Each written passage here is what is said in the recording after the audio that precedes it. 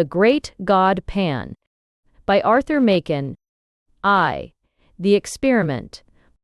I am glad you came, Clark. Very glad indeed. I was not sure you could spare the time.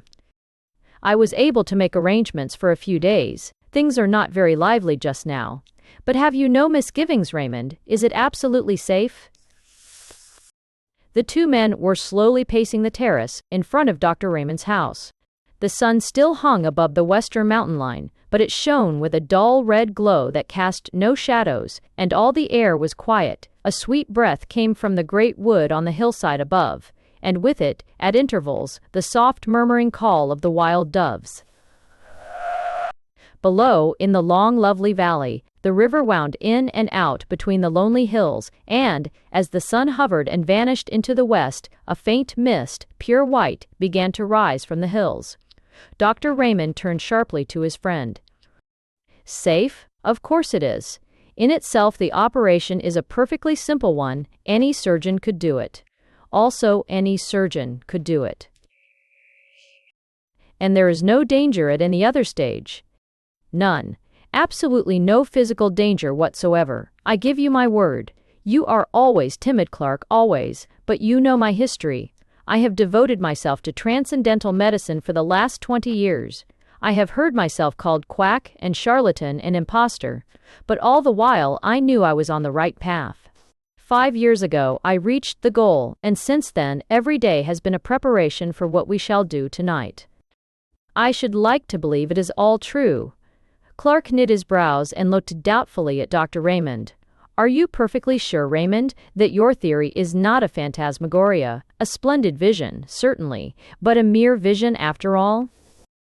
Dr. Raymond stopped in his walk and turned sharply. He was a middle-aged man, gaunt and thin, of a pale yellow complexion, but as he answered Clark and faced him, there was a flush on his cheek. Look about you, Clark. You see the mountain and hill following after hill, as wave on wave. You see the woods and orchard, the fields of ripe corn, and the meadows reaching to the reed beds by the river. You see me standing here beside you, and hear my voice. But I tell you that all these things, yes, from that star that has just shone out in the sky, to the solid ground beneath our feet, I say that all these are but dreams and shadows, the shadows that hide the real world from our eyes. There is a real world, but it is beyond this glamour and this vision, beyond these chases and heiress, dreams and a career, beyond them all as beyond a veil. I do not know whether any human being has ever lifted that veil, but I do know, Clark, that you and I shall see it lifted this very night from before another's eyes. You may think this all strange nonsense. It may be strange, but it is true, and the ancients knew what lifting the veil means. They called it seeing the god, Pan. Clark shivered. The white mist gathering over the river was chilly. It is wonderful indeed, he said. We are standing on the brink of a strange world, Raymond, if what you say is true. I suppose the knife is absolutely necessary? Yes. A slight lesion in the gray matter, that is all, a trifling rearrangement of certain cells, a microscopical alteration that would escape the attention of 99 brain specialists out of 100. I don't want to bother you with shop, Clark. I might give you a mass of technical detail which would sound very imposing and would leave you as enlightened as you are now. But I suppose you have read, casually, in out-of-the-way corners of your paper, that immense strides have been made recently in the physiology of the brain. I saw a paragraph the other day about Digby's theory and Brown-Faber's discoveries. Theories and discoveries, scion. Where they are standing now, I stood 15 years ago, and I need not tell you that I have not been standing still for the last 15 years. It will be enough if I say that, 5 years ago I made the discovery that I alluded to when I said that 10 years ago I reached the goal. After years of labor, after years of toiling and groping in the dark, after days and nights of disappointments and sometimes of despair, in which I used now and then to tremble and grow cold, with the thought that perhaps there were others seeking for what I sought, at last, after so long. A pang of sudden joy thrilled my soul, and I knew the long journey was at an end. By what seemed then and still seems a chance, The suggestion of a moment's idle thought followed up upon familiar lines and paths that I had tracked 100 times already. The great truth burst upon me, and I saw, mapped out in lines of sight, a whole world, a sphere unknown, continents and islands, and great oceans, in which no ship has sailed, to my belief, since a man first lifted up his eyes and beheld the sun, and the stars of heaven, and the quiet earth beneath. And yet, I do not know whether what I am hinting at cannot be set forth in plain and lonely terms. For instance, this world of ours is pretty well girded now with the telegraph wires and cables.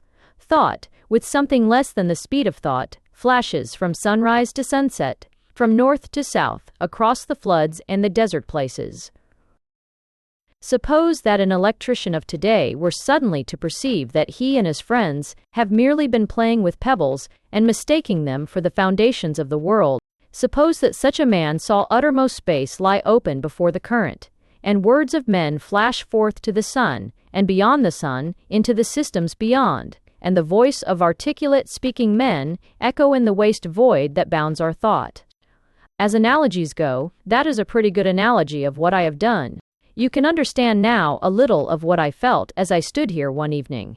It was a summer evening, and the valley looked much as it does now. I stood here, and saw before me the unutterable, the unthinkable gulf that yawns profound between two worlds, the world of matter and the world of spirit.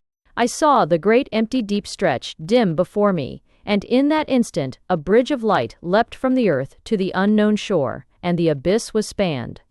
You may look in Brown Faber's book, if you like, and you will find that to the present day men of science are unable to account for the presence, or to specify the functions of a certain group of nerve cells in the brain.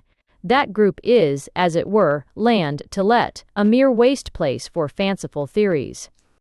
I am not in the position of Brown Faber and the specialists. I am perfectly instructed as to the possible functions of those nerve centers in the scheme of things.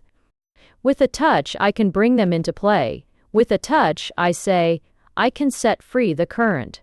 With a touch, I can complete the communication between this world of sense and, we shall be able to finish the sentence later on.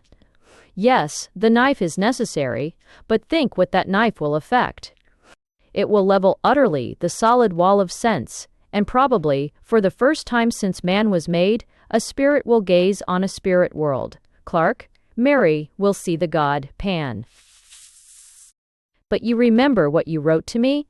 I thought it would be requisite that she, and I first. He whispered the rest into the doctor's ear. Not at all, not at all. That is nonsense, I assure you. Indeed, it is better as it is, I am quite certain of that. Consider the matter well, Raymond. It's a great responsibility. Something might go wrong. You would be a miserable man for the rest of your days. No, I think not, even if the worst happened. As you know, I rescued Mary from the gutter and from almost certain starvation when she was a child. I think her life is mine, to use as I see fit. Come, it's getting late. We had better go in. Dr. Raymond led the way into the house, through the hall and down a long dark passage. He took a key from his pocket and opened a heavy door, and motioned Clark into his laboratory. It had once been a billiard room, and was lighted by a glass dome in the center of the ceiling, whence there still shone a sad gray light on the figure of the doctor as he lit a lamp with a heavy shade and placed it on a table in the middle of the room. Clark looked about him. Scarcely a foot of wall remained bare. There were shelves all around laden with bottles and phials of all shapes and colors, and at one end stood a little Chippendale bookcase. Raymond pointed to this. You see that parchment, Oswald Crolius? He was one of the first to show me the way, though I don't think he ever found it himself. That is a strange saying of his. In every grain of wheat there lies hidden the soul of a star. There was not much furniture in the laboratory. The table in the center, a stone slab with a drain in one corner, the two armchairs on which Raymond and Clark were sitting, that was all, except an odd-looking chair at the furthest end of the room. Clark looked at it and raised his eyebrows. Yes, that is the chair, said Raymond. We may as well place it in position. He got up and wheeled the chair to the light and began raising and lowering it, letting down the seat, setting the back at various angles, and adjusting the footrest. It looked comfortable enough, and Clark passed his hand over the soft green velvet as the doctor manipulated the levers. "Now, Clark, make yourself quite comfortable. I have a couple hours' work before me. I was obliged to leave certain matters to the last." Or Raymond went to the stone slab, and Clark watched him drearily as he bent over a row of fiels and lit the flame under the crucible. The doctor had a small hand lamp, shaded as the larger one, on a ledge above his apparatus, and Clark, who sat in the shadows, looked down at the great shadowy room, wondering at the bizarre effects of brilliant light and undefined darkness contrasting with one another. Soon he became conscious of an odd odor, at first the merest suggestion of odor in the room, and as it grew more decided he felt surprised that he was not reminded of the chemist's shop or the surgery. Clark found himself idly endeavoring to analyze the sensation, and, half-conscious, he began to think of a day, 15 years ago, that he had spent roaming through the woods and meadows near his own home. It was a burning day at the beginning of August. The heat had dimmed the outlines of all things and all distances with a faint mist, and people who observed the thermometer spoke of an abnormal register, of a temperature that was almost tropical. Strangely, that wonderful hot day of the 50s rose up again in Clark's imagination. The sense of dazzling, all-pervading sunlight seemed to blot out the shadows and the lights of the laboratory, and he felt again the heated air beating in gusts about his face, saw the shimmer rising from the turf, and heard the myriad murmur of the summer. "I hope the smell doesn't annoy you, Clark. There's nothing unwholesome about it. It may make you a bit sleepy, that's all." Clark heard the words quite distinctly, and knew that Raymond was speaking to him, but for the life of him he could not rouse himself from his lethargy. He could only think of the lonely walk he had taken 15 years ago. It was his last look at the fields and woods he had known since he was a child, and now it all stood out in brilliant light as a picture before him. Above all, there came to his nostrils the scent of summer, the smell of flowers mingled, and the odor of the woods, of cool shaded places deep in the green depths, drawn forth by the sun's heat, and the scent of the good earth lying as it were with arms stretched forth and smiling lips, overpowered all. His fancies made him wander, as he had wandered long ago, from the fields into the wood, tracking a little path between the shining undergrowth of beech trees, and the trickle of water dropping from the limestone rock sounded as a clear melody in the dream. Thoughts began to go astray and to mingle with other thoughts. The beech alley was transformed to a path between ilex trees, and here and there a vine climbed from bough to bough, and sent up waving tendrils and drooped with purple grapes, and the sparse gray-green leaves of a wild olive tree stood out against the dark shadows of the ilex. Clark, in the deep folds of dream, was conscious that the path from his father's house had led him into an undiscovered country, and he was wondering at the strangeness of it all, when suddenly, in place of the hum and murmur of the summer, an infinite silence seemed to fall on all things, and the wood was hushed. And for a moment in time he stood face to face there with a presence that was neither man nor beast, neither the living nor the dead, but all things mingled, the form of all things but devoid of all form. And in that moment, the sacrament of body and soul was dissolved, and a voice seemed to cry, "Let us go, hence," and then the darkness of darkness beyond the stars, the darkness of everlasting. When Clark woke up with a start, he saw Raymond pouring a few drops of some oily fluid into a green phial, which he stoppered tightly. "You have been dozing," he said. "The journey must have tired you out. It is done now. I am going to fetch Mary. I shall be back in 10 minutes." Clark lay back in his chair and wondered. It seemed as if he had but passed from one dream into another. He half expected to see the walls of the laboratory melt and disappear, and to awake in London, shuddering at his own sleeping fancies. But at last the door opened, and the doctor returned, and behind him came a girl of about 17, dressed all in white. She was so beautiful that Clark did not wonder at what the doctor had written to him. She was blushing now over face and neck and arms, but Raymond seemed unmoved. "Mary," he said, The time has come. You are quite free. Are you willing to trust yourself to me entirely? Properitz is allodated. Do you hear that, Clark? You are my witness. Here is the chair. Mary, it is quite easy. Just sit in it and lean back. Are you ready? Yes, dear, quite ready. Give me a kiss before you begin. The doctor stooped and kissed her mouth, kindly enough. Now shut your eyes, he said. The girl closed her eyelids as if she were tired and longed for sleep, and Raymond placed the green phial to her nostrils. Her face grew white, whiter than her dress. She struggled faintly, and then with a feeling of submission strong within her, crossed her arms upon her breast as a little child about to say her prayers. The bright light of the lamp fell full upon her, and Clark watched changes fleeting over her face as the changes of the hills when the summer clouds float across the sun. And then she lay all white and still, and the doctor turned up one of her eyelids. She was quite unconscious. Raymond pressed hard on one of the levers, and the chair instantly sank back. Clark saw him cutting away a circle, like a tonsure, from her hair, and the lamp was moved nearer. Raymond took a small glittering instrument from a little case, and Clark turned away shudderingly. When he looked again, the doctor was binding up the wound he had made. She will awake in 5 minutes. Raymond was still perfectly cool. There is nothing more to be done. We can only wait. The minutes passed slowly. They could hear a slow, heavy ticking. There was an old clock in the passage. Suddenly, as they watched, they heard a long-drawn sigh, and suddenly did the color that had vanished return to the girl's cheeks, and suddenly her eyes opened. Clark quailed before them. They shone with an awful light, looking far away, and a great wonder fell upon her face, and her hands stretched out as if to touch what was invisible, but in an instant the wonder faded, and gave place to the most awful terror. The muscles of her face were hideously convulsed. She shook from head to foot. The soul seemed struggling and shuddering within the house of flesh. It was a horrible sight, and Clark rushed forward, as she fell shrieking to the floor.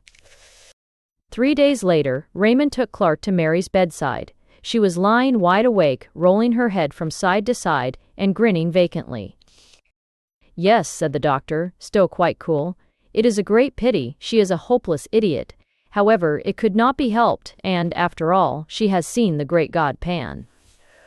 I.e., Mr. Clark's memoirs. Mr. Clark, the gentleman chosen by Dr. Raymond to witness the strange experiment of the god Pan, was a person in whose character caution and curiosity were oddly mingled. In his sober moments, he thought of the unusual and eccentric with undisguised aversion, and yet, deep in his heart, there was a wide-eyed inquisitiveness with respect to all the more recondite and esoteric elements in the nature of men. The latter tendency had prevailed when he accepted Raymond's invitation, for though his considered judgment had always repudiated the doctor's theories as the wildest nonsense, yet he secretly hugged a belief in fantasy, and would have rejoiced to see that belief confirmed. The horrors that he witnessed in the dreary laboratory were to a certain extent salutary. He was conscious of being involved in an affair not altogether reputable, and for many years afterwards he clung bravely to the commonplace, and rejected all occasions of occult investigation.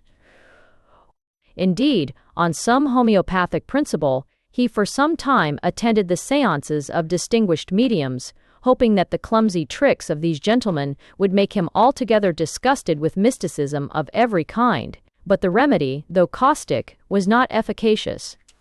Clark knew that he still pined for the unseen, and little by little, the old passion began to reassert itself, as the face of Mary, shuddering and convulsed with an unknown terror, faded slowly from his memory.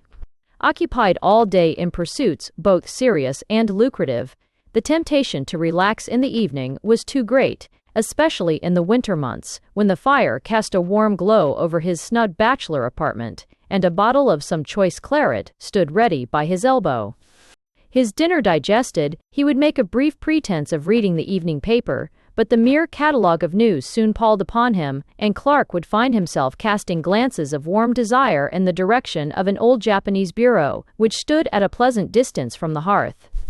Like a boy before a jam closet, for a few minutes he would hover indecisive, but lust always prevailed, and Clark ended by drawing up his chair, lighting a candle, and sitting down before the bureau. Its pigeonholes and drawers teemed with documents on the most morbid subjects, and, in the well-reposed, a large manuscript volume, in which he had painfully entered the gems of his collection. Clark had a fine contempt for published literature. The most ghostly story ceased to interest him if it happened to be printed. His sole pleasure was in the reading, compiling, and rearranging what he called his memoirs to prove the existence of the devil, and engaged in this pursuit. The evening seemed to fly, and the night appeared too short. On one particular evening, an ugly December night, black with fog and raw with frost, Clark hurried over his dinner and scarcely deigned to observe his customary ritual of taking up the paper and laying it down again. He paced 2 or 3 times up and down the room, and opened the bureau, stood still a moment, and sat down. He leant back, absorbed in one of those dreams to which he was subject, and at length drew out his book and opened it at the last entry. There were 3 or 4 pages densely covered with Clark's round, set penmanship, and at the beginning he had written in a somewhat larger hand, "Singular narrative told me by my friend, Dr. Phillips. He assures me that all the facts related therein are strictly and wholly true, but refuses to give either the surnames of the persons concerned, or the place where these extraordinary events occurred. Sometimes a maid stayed visits and did night, after strink." Mr. Clark began to read over the account for the 10th time, glancing now and then at the pencil notes he had made when it was told him by his friend.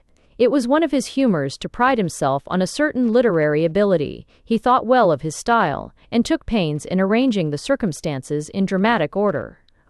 He read the following story.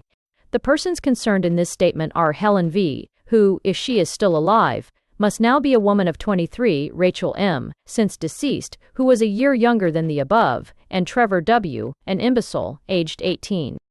These persons were at the period of the story inhabitants of a village on the borders of Wales, a place of some importance in the time of the Roman occupation, but now a scattered hamlet of not more than 500 souls. It is situated on rising ground, about 6 miles from the sea, and is sheltered by a large and picturesque forest. Some 11 years ago, Helen V. came to the village under rather peculiar circumstances. It is understood that she, being an orphan, was adopted in her infancy by a distant relative who brought her up in his own house until she was 12 years old.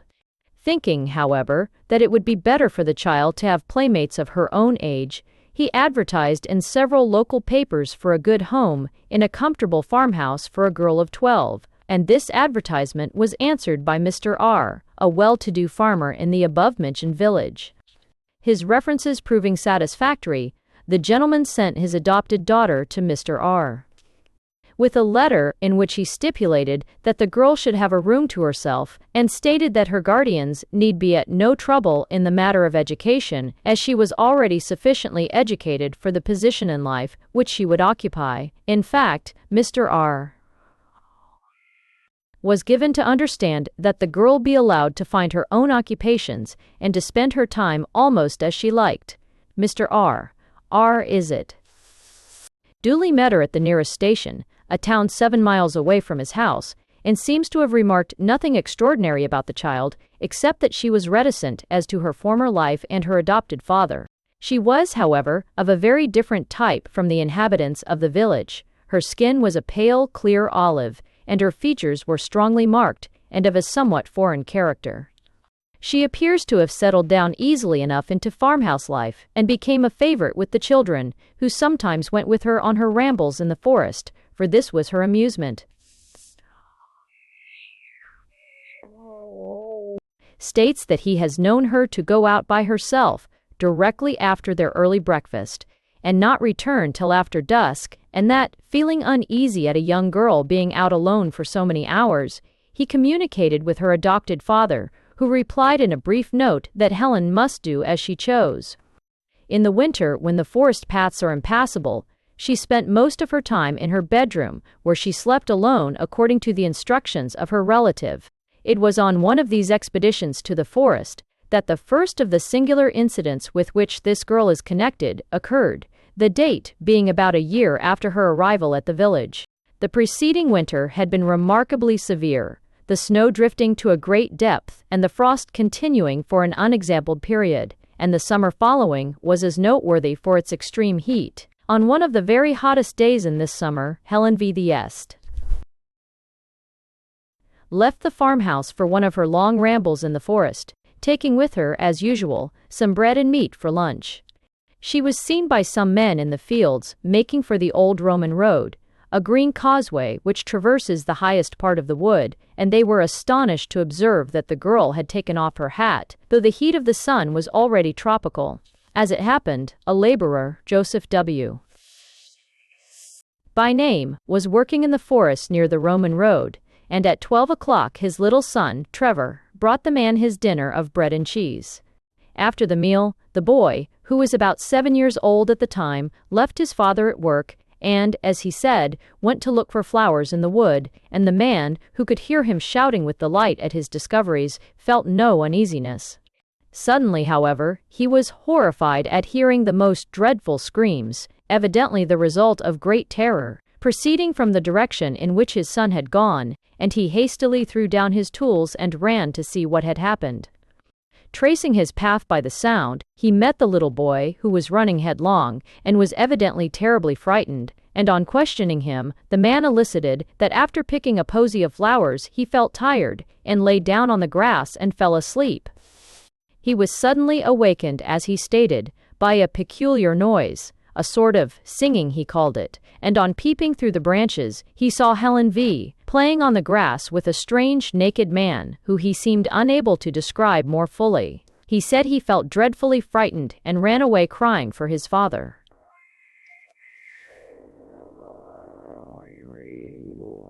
Proceeded in the direction indicated by his son, and found Helen V. sitting on the grass in the middle of a glade or open space left by charcoal burners. He angrily charged her with frightening his little boy, but she entirely denied the accusation, and laughed at the child's story of a strange man, to which he himself did not attach much credence. Joseph W. came to the conclusion that the boy had woke up with a sudden fright, as children sometimes do, but Trevor persisted in his story, and continued in such evident distress that at last his father took him home, hoping that his mother would be able to soothe him.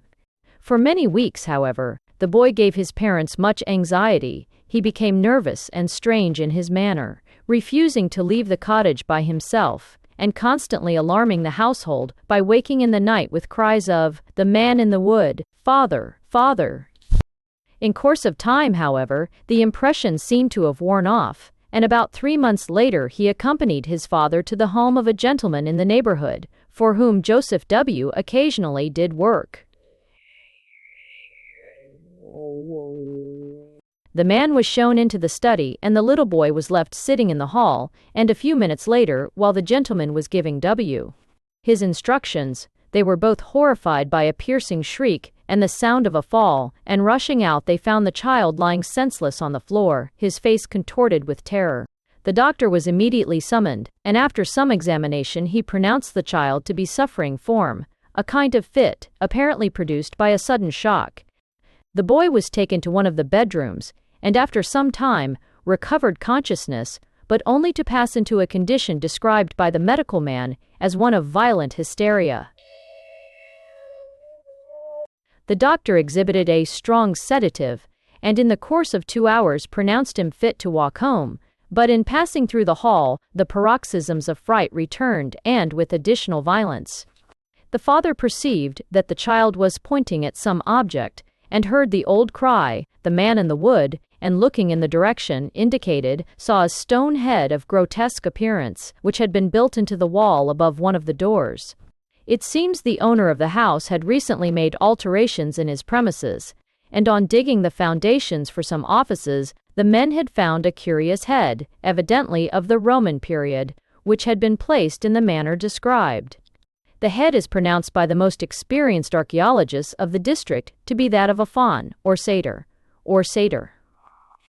Dr. Phillips tells me that he has seen the head in question, and assures me that he has never received such a vivid presentment of intense evil. Time. Or Gime. Dr. Phillips. From whatever cause arising, this second shock seemed too severe for the boy Trevor, and at the present date he suffers from a weakness of intellect, which gives but little promise of amending. The matter caused a good deal of sensation at the time, and the girl Helen was closely questioned by Mr. R. But to no purpose, she steadfastly denying that she had frightened or in any way molested Trevor. The second event with which this girl's name is connected took place about 6 years ago, and is of a still more extraordinary character. At the beginning of the summer of 1882, Helen contracted a friendship of a peculiarly intimate character with Rachel M., the daughter of a prosperous farmer in the neighborhood. This girl, who was a year younger than Helen, was considered by most people to be the prettier of the two, though Helen's features had to a great extent softened as she became older. The two girls, who were together on every available opportunity, presented a singular contrast, the one with her clear olive skin and almost Italian appearance, and the other of the proverbial red and white of our rural districts. It must be stated that the payments made to Mr. R.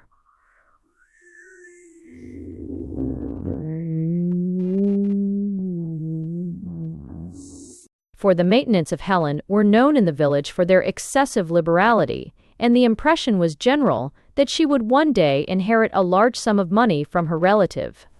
The parents of Rachel were therefore not averse from their daughter's friendship with the girl, and even encouraged the intimacy, though they now bitterly regret having done so.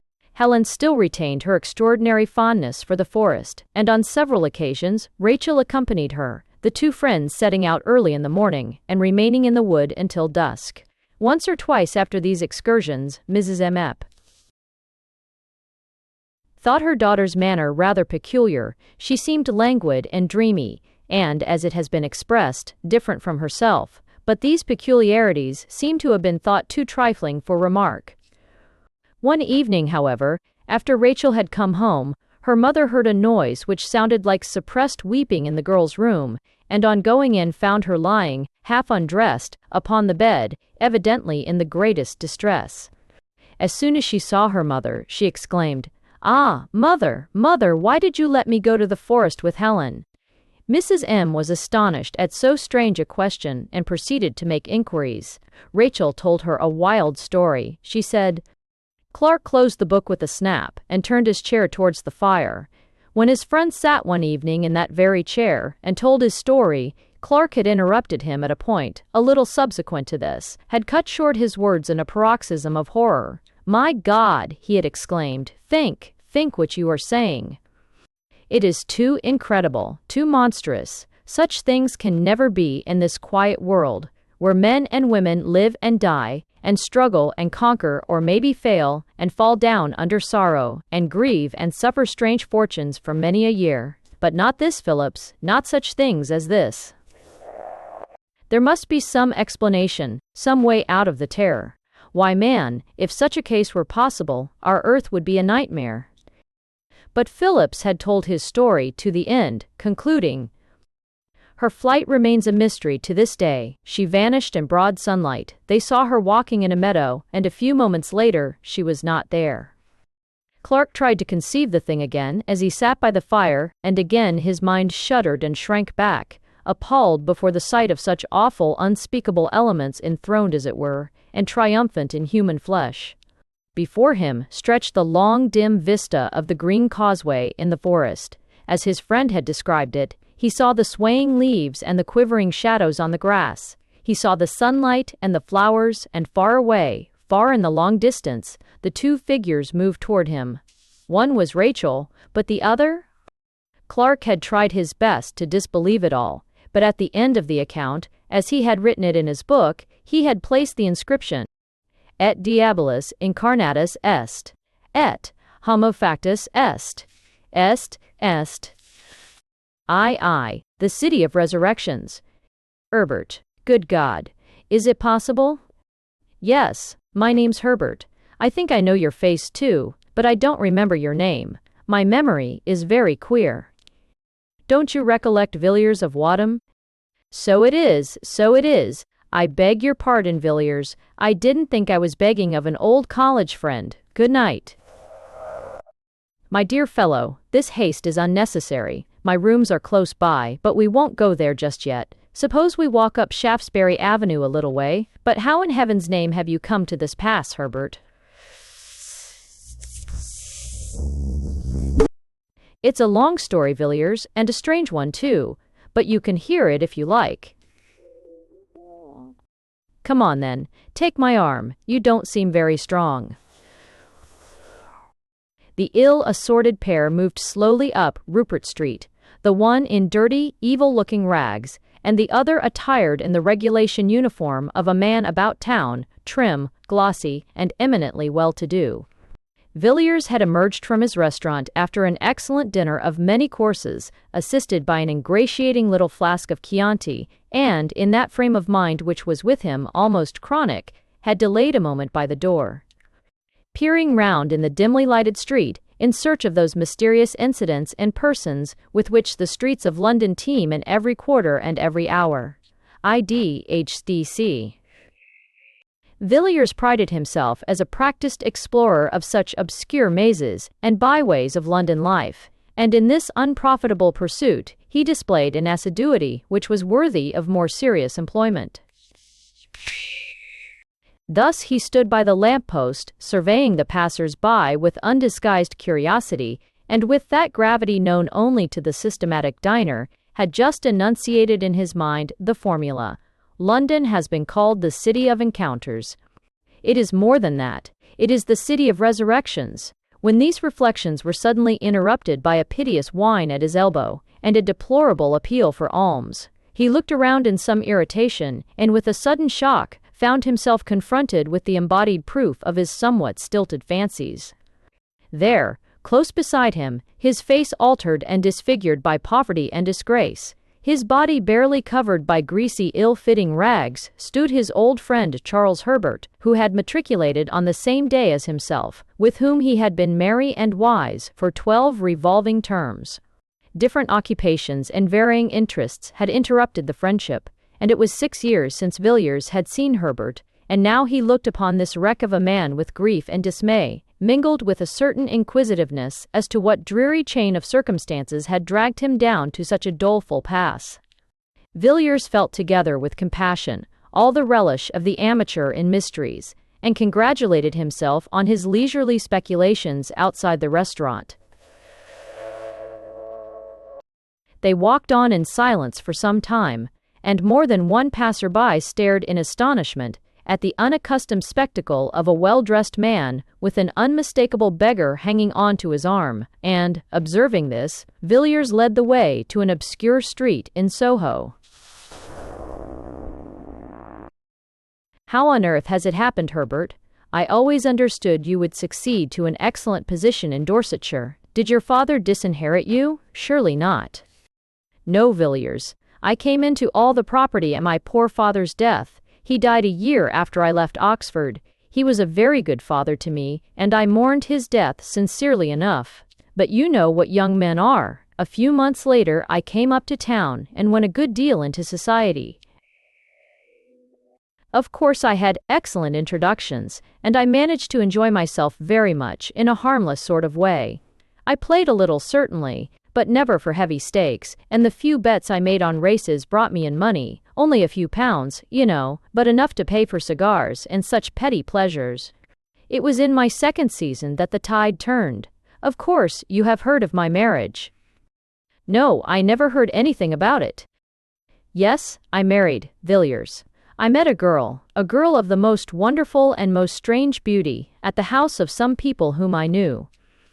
I cannot tell you her age, I never knew it, but, so far as I can guess, I should think she must have been about 19 when I made her acquaintance.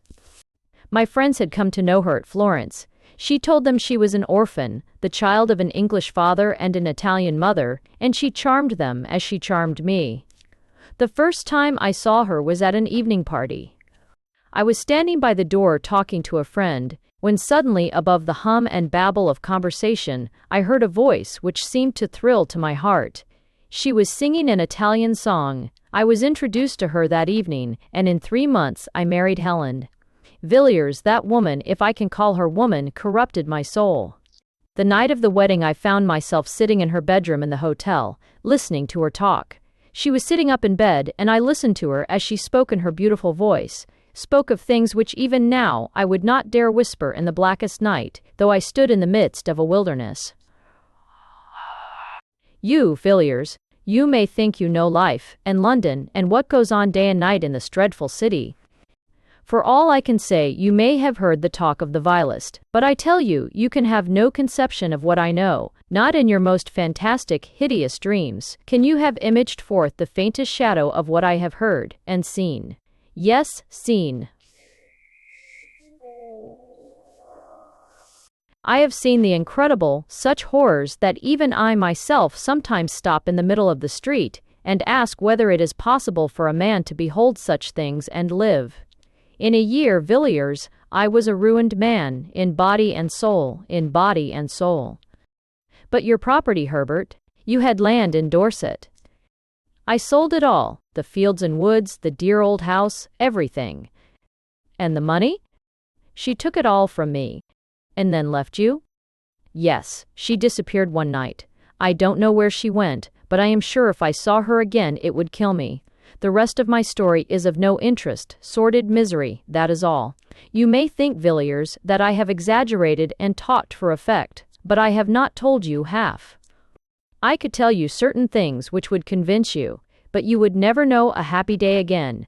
You would pass the rest of your life, as I pass mine, a haunted man, a man who has seen hell.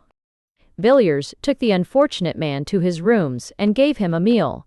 Herbert could eat little, and scarcely touched the glass of wine set before him. He sat moody and silent by the fire, and seemed relieved when Villiers sent him away with a small present of money. Or biguring. By the way, Herbert, said Villiers, as they parted at the door, what was your wife's name? You said Helen, I think? Helen what? What? The name she passed under when I met her was Helen Vaughan, but what her real name was, I can't say. I don't think she had a name. No, not in that sense. Only human beings have names. Villiers, I can't say any more. Goodbye, yes, I will not fail to call if I see any way in which you can help me. Good night. The man went out into the bitter night, and Villiers returned to his fireside. There was something about Herbert which shocked him inexpressibly, not his poor rags, nor the marks which poverty had set upon his face, but rather an indefinite terror which hung about him like a mist. He had acknowledged that he himself was not devoid of blame. The woman, he had avowed, had corrupted him, body and soul, and Villiers felt that this man, once his friend, had been an actor in scenes evil beyond the power of words. His story needed no confirmation, he himself was the embodied proof of it. Villiers mused curiously over the story he had heard, and wondered whether he had heard both the first and the last of it. No, he thought, certainly not the last, probably only the beginning. A case like this is like a nest of Chinese boxes. You open one after the other and find a quainter workmanship in every box. Most likely, poor Herbert is merely one of the outside boxes. There are stranger ones to follow. Villiers could not take his mind away from Herbert and his story, which seemed to grow wilder as the night wore on. The fire seemed to burn low, and the chilly air of the morning crept into the room. Villiers got up with a glance over his shoulder and, shivering slightly, went to bed. A few days later, he saw at his club a gentleman of his acquaintance, named Austin, who was famous for his intimate knowledge of London life, both in its tenebrous and luminous phases. Villiers, still full of his encounter in Soho and its consequences, thought Austin might possibly be able to shed some light on Herbert's history, and so, after some casual talk, he suddenly put the question, "Do you happen to know anything of a man named Herbert, Charles Herbert? 1 Tim, 14. Austin turned round sharply and stared at Villiers with some astonishment. "Charles Herbert? Weren't you in town 3 years ago? No, then you have not heard of the Paul Street case. It caused a good deal of sensation at the time." What was the case? And summa first. Well, a gentleman, a man of very good position, was found dead, stark dead, in the area of a certain house in Paul Street, off Tottenham Court Road. Of course, the police did not make the discovery. If you happen to be sitting up all night and have a light in your window, the constable will ring the bell. But if you happen to be lying dead in somebody's area, you will be left alone. In this instance, as in many others, the alarm was raised by some kind of vagabond. I don't mean a common tramp or a public house loafer, but a gentleman whose business or pleasure or both made him a spectator of the London streets at 5 o'clock in the morning. This individual was, as he said, going home. It did not appear whence or whither, and had occasion to pass through Paul Street between 4 and 5 a.m. Alma started. Something or other caught his eye. At number 20 he said, absurdly enough, that the house had the most unpleasant physiognomy he had ever observed, but, at any rate, he glanced down the area and was a good deal astonished to see a man lying on the stones, his limbs all huddled together, and his face turned up. Our gentleman thought his face looked peculiarly ghastly, and so set off at a run in search of the nearest policeman. The constable was at first inclined to treat the matter lightly, suspecting common drunkenness. However, he came, and after looking at the man's face, changed his tone quickly enough. The early bird, who had picked up this fine worm, was sent off for a doctor, and the policeman rang and knocked at the door till a slatternly servant girl came down looking more than half asleep.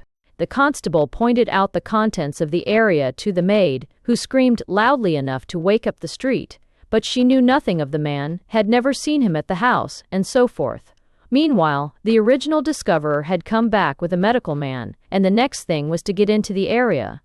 The gate was open, so the whole quartet stumped down the steps. The doctor hardly needed a moment's examination. He said the poor fellow had been dead for several hours, and it was then the case began to get interesting. The dead man had not been robbed, and in one of his pockets were papers identifying him as a man of good family and means, a favorite in society, and nobody's enemy, as far as could be known. I don't give his name, Villiers, because it has nothing to do with the story, and because it's no good raking up these affairs about the dead, when there are no relations living. The next curious point was that the medical men couldn't agree as to how he met his death.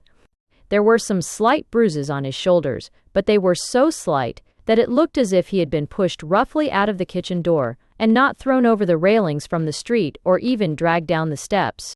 But there were positively no other marks of violence about him, certainly none that would account for his death, and when they came to the autopsy, there wasn't a trace of poison of any kind. Of course, the police wanted to know all about the people at number 20, and here again, so I have heard from private sources, one or two other very curious points came out. It appears that the occupants of the house were a Mr. and Mrs. Evers, Radical Butters.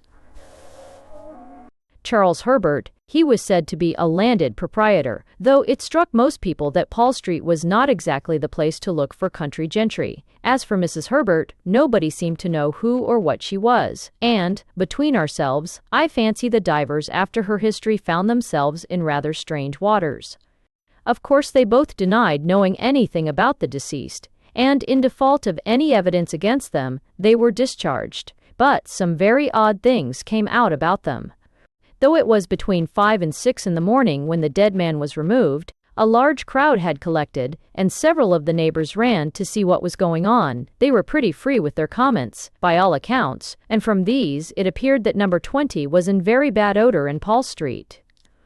The detectives tried to trace down these rumors to some solid foundation of fact, but could not get hold of anything.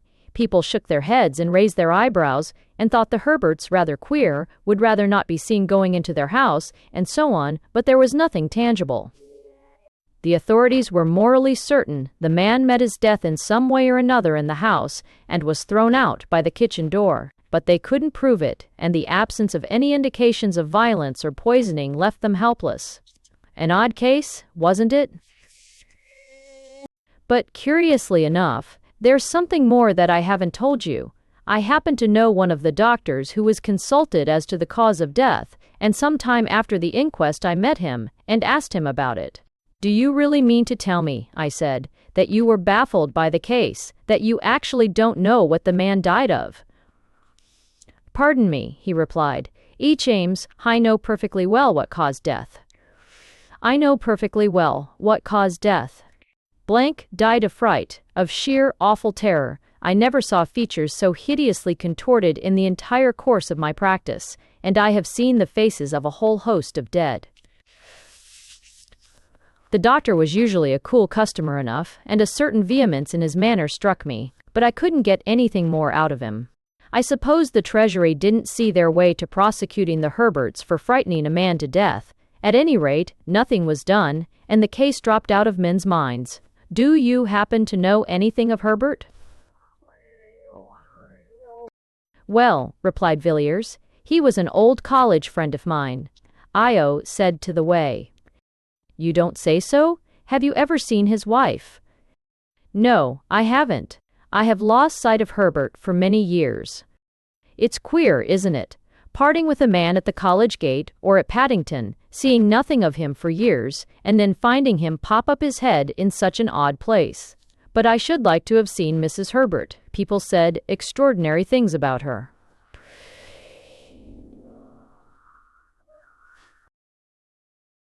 What sort of things? Well, I hardly know how to tell you. Everyone who saw her at the police court said she was at once the most beautiful woman and the most repulsive they had ever set eyes on. I have spoken to a man who saw her, and I assure you he positively shuddered as he tried to describe the woman, but he couldn't tell why. She seems to have been a sort of enigma, and I expect if that one dead man could have told tales, he would have told some uncommonly queer ones. And there you are again, in another puzzle. What could a respectable country gentleman like Mr. Dicha, blank, we'll call him that if you don't mind, in such a very queer house as number 20? It's altogether a very odd case, isn't it? It is indeed, Austin, an extraordinary case. I didn't think, when I asked you about my old friend, I should strike on such strange metal. Well, I must be off. Good day. Villiers went away, thinking of his own conceit of the Chinese boxes. Here was quaint workmanship indeed. IV. The Discovery, in Paul Street. A few months after Villiers' meeting with Herbert, Mr. Clark was sitting, as usual, by his after-dinner hearth, resolutely guarding his fancies from wandering in the direction of the bureau. For more than a week he had succeeded in keeping away from the memoirs, and he cherished hopes of a complete self-reformation, but, in spite of his endeavors, he could not hush the wonder and the strange curiosity that the last case he had written down had excited within him. He had put the case, or rather the outline of it, conjecturally to a scientific friend, who shook his head and thought Clark getting queer, and on this particular evening, Clark was making an effort to rationalize the story, when a sudden knock at the door roused him from his meditations. Mr. Villiers to see you, sir.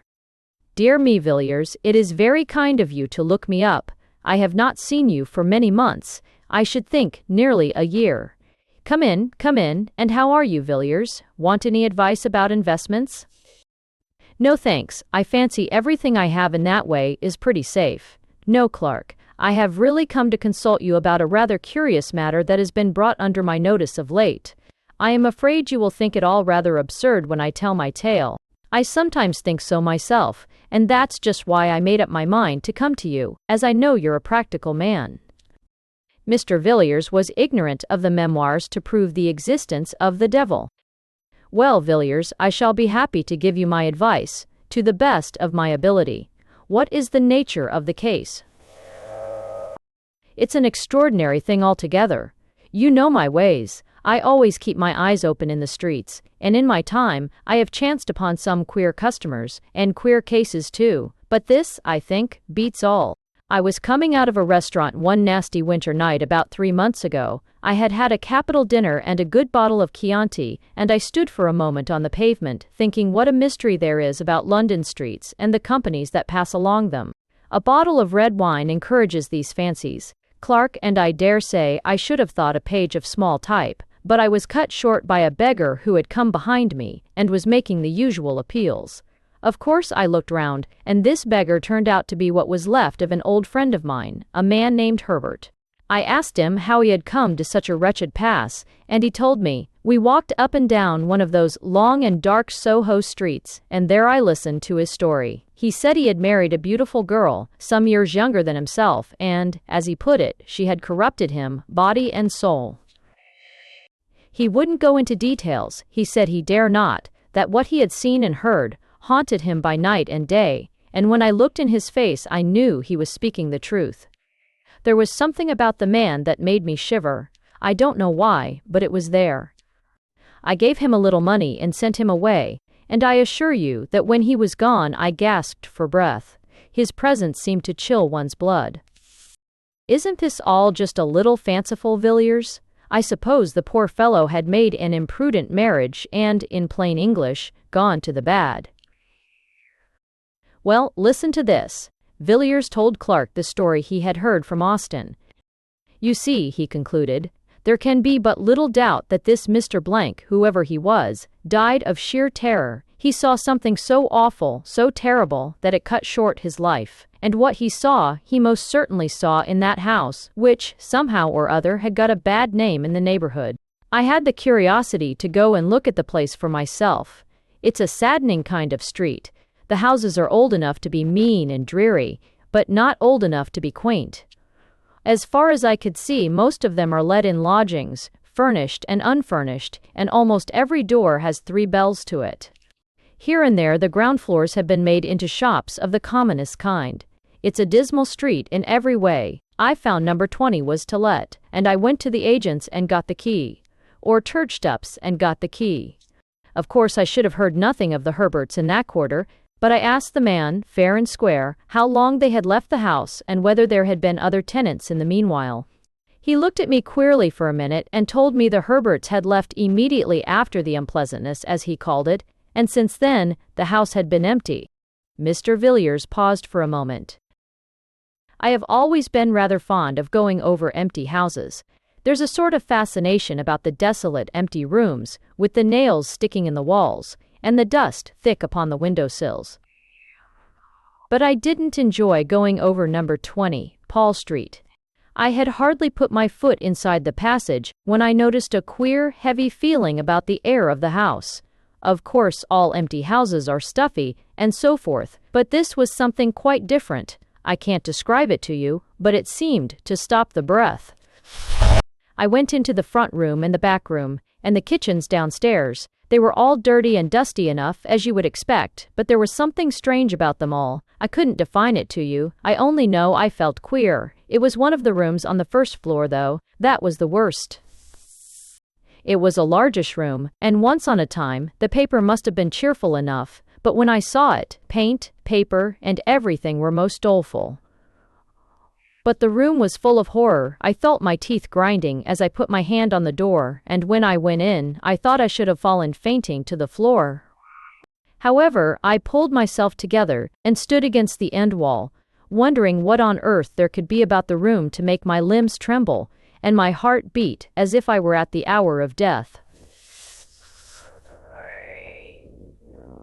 In one corner there was a pile of newspapers littered on the floor, and I began looking at them. They were papers of 3 or 4 years ago, some of them half torn, and some crumpled, as if they had been used for packing. I turned the whole pile over, and amongst them I found a curious drawing. I will show it to you presently.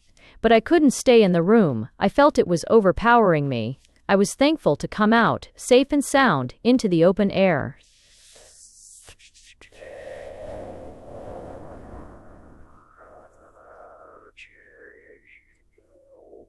I was staggering about from one side of the pavement to the other, and it was as much as I could do to take the key back to the agent and get home. I was in bed for a week, suffering from what my doctor called nervous shock and exhaustion. One of those days I was reading the evening paper and happened to notice a paragraph headed, "Starved to Death." It was the usual style of thing, a model lodging house in Marylebone, a door locked for several days, and a dead man in his chair when they broke in. The deceased, said the paragraph, was known as Charles Herbert, and is believed to have been once a prosperous country gentleman. His name was familiar to the public 3 years ago, in connection with the mysterious death in Paul Street, Tottenham Court Road, the deceased being the tenant of the house number 20, in the area of which a gentleman of good position was found dead under circumstances not devoid of suspicion. A tragic ending, wasn't it?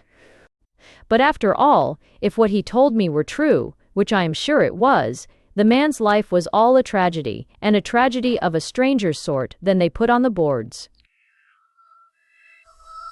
And that is the story, is it? Said Clark, musingly.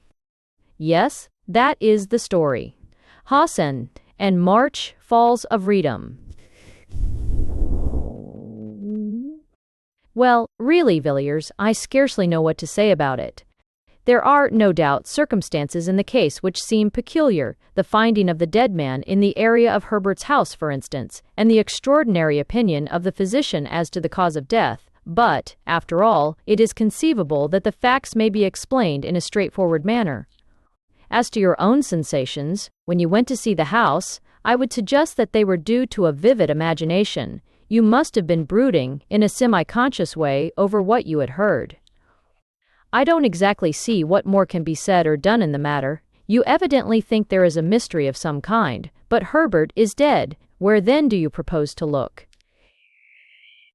I propose to look for the woman whom he married. She is the mystery. She is the mystery. The two men sat silent by the fireside, Clark secretly congratulating himself on having successfully kept up the character of advocate of the commonplace, and Villiers wrapped in his gloomy fancies. I think I will have a cigarette, he said at last, and put his hand in his pocket to feel for the cigarette case. Ah, he said, starting slightly, I forgot I had something to show you. You remember my saying that I had found a rather curious sketch amongst the pile of old newspapers at the house in Paul Street. Here it is. Villiers drew out a small thin parcel from his pocket. It was covered with brown paper, and secured with string, and the knots were troublesome. In spite of himself, Clark felt inquisitive. He bent forward on his chair, as Villiers painfully undid the string, and unfolded the outer covering. Inside was a second wrapping of tissue, and Villiers took it off and handed the small piece of paper to Clark, without a word. There was dead silence in the room for 5 minutes or more. The two men sat so still that they could hear the ticking of the tall old-fashioned clock that stood outside in the hall, and in the mind of one of them, the slow monotony of sound woke up a far, far memory. He was looking intently at the small pen-and-ink sketch of the woman's head. It had evidently been drawn with great care, and by a true artist, for the woman's soul looked out of the eyes, and the lips were parted with a strange smile. Clark gazed still at the face. It brought to his memory one summer evening, long ago. He saw again the long, lovely valley, the river winding between the hills, the meadows and the cornfields, the dull red sun, and the cold white mist rising from the water. He heard a voice speaking to him across the waves of many years, and saying, "Clark, Mary will see the god Pan." And then he was standing in the grim room beside the doctor, listening to the heavy ticking of the clock, waiting and watching the figure lying on the green chair beneath the lamplight.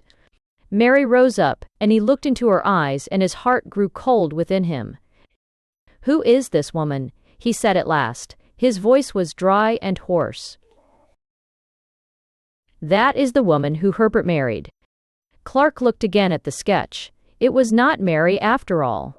There certainly was Mary's face, but there was something else, something he had not seen on Mary's features when the white-clad girl entered the laboratory with the doctor, nor at her terrible awakening, nor when she lay grinning on the bed.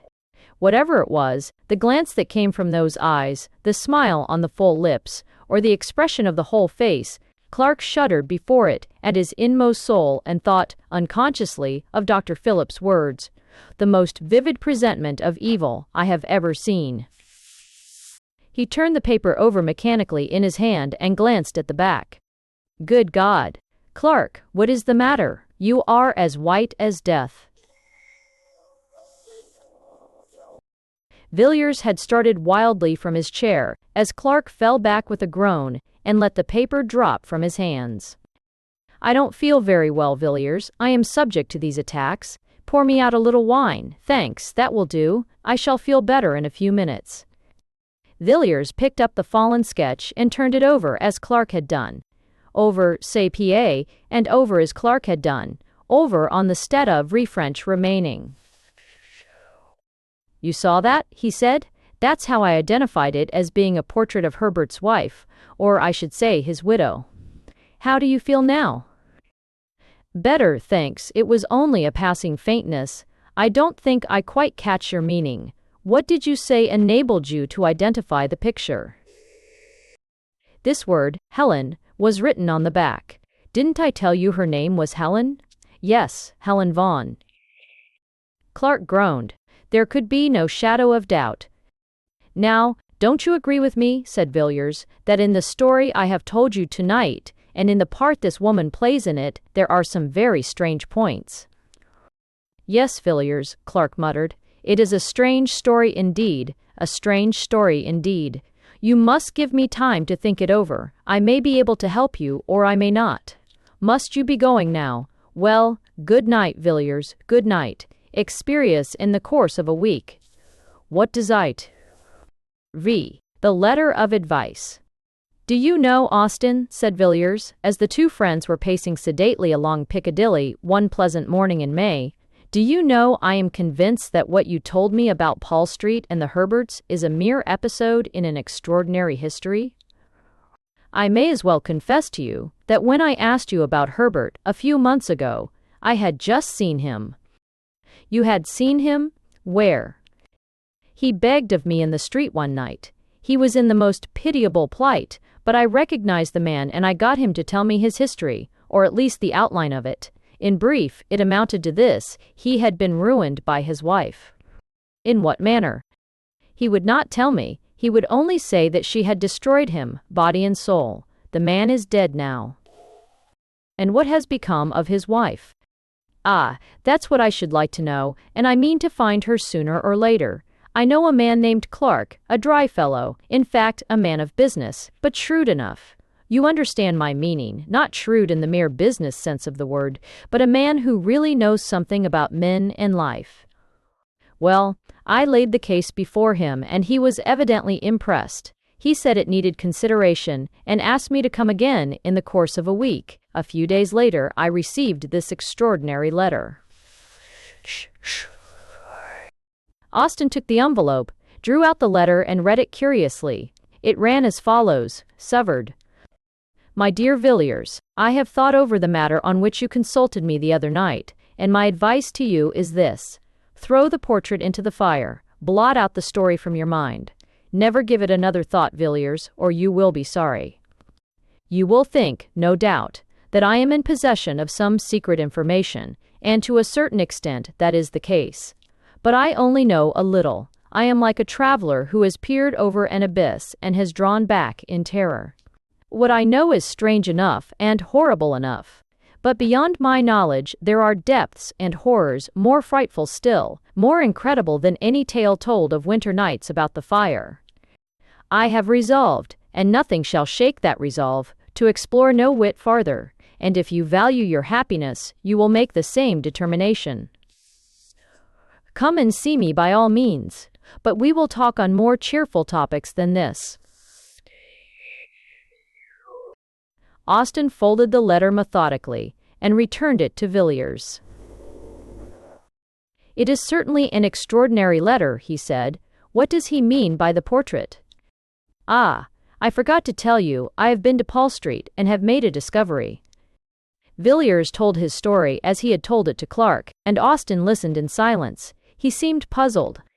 How very curious that you should experience such an unpleasant sensation in that room, he said at length. I hardly gather that it was a mere matter of the imagination, a feeling of repulsion, in short. No, it was more physical than mental. It was as if I were inhaling at every breath some deadly fume, which seemed to penetrate to every nerve and bone and sinew of my body. I felt racked from head to foot. My eyes began to grow dim. It was like the entrance of death. Yes, very strange, certainly. You see, your friend confesses that there is some very black story connected with this woman. Did you notice any particular emotion in him when you were telling your tale? Ustra. Yes, I did. He became very faint, but he assured me that it was a mere passing attack to which he was subject. Did you believe him? I did at the time, but I don't now. He heard what I had to say with a good deal of indifference, till I showed him the portrait. It was then that he was seized with the attack of which I spoke. He looked ghastly, I assure you. Then he must have seen the woman before. But there might be another explanation. It might have been the name, and not the face, which was familiar to him. What do you think? I couldn't say. To the best of my belief, it was after turning the portrait in his hands that he nearly dropped from the chair. The name, you know, was written on the back. Quite so. After all, it is impossible to come to any resolution in a case like this. I hate melodrama, and nothing strikes me as more commonplace and tedious than the ordinary ghost story of commerce. But really, Villiers, it looks as if there were something very queer at the bottom of all this. The two men had, without noticing it, turned up Ashley Street, leading northward from Piccadilly. It was a long street, and rather a gloomy one, but here and there a brighter taste had illuminated the dark houses with flowers and gay curtains, and a cheerful paint on the doors. Villiers glanced up as Austin stopped speaking, and looked at one of these houses. Geraniums, red and white, drooped from every sill, and daffodil-colored curtains were draped back from each window. "It looks cheerful, doesn't it?" he said. "Yes, and the inside is still more cheery. One of the pleasantest houses of the season, so I have heard. I haven't been there myself, but I've met several men who have, and they tell me it's uncommonly jovial." "Whose house is it?" "A.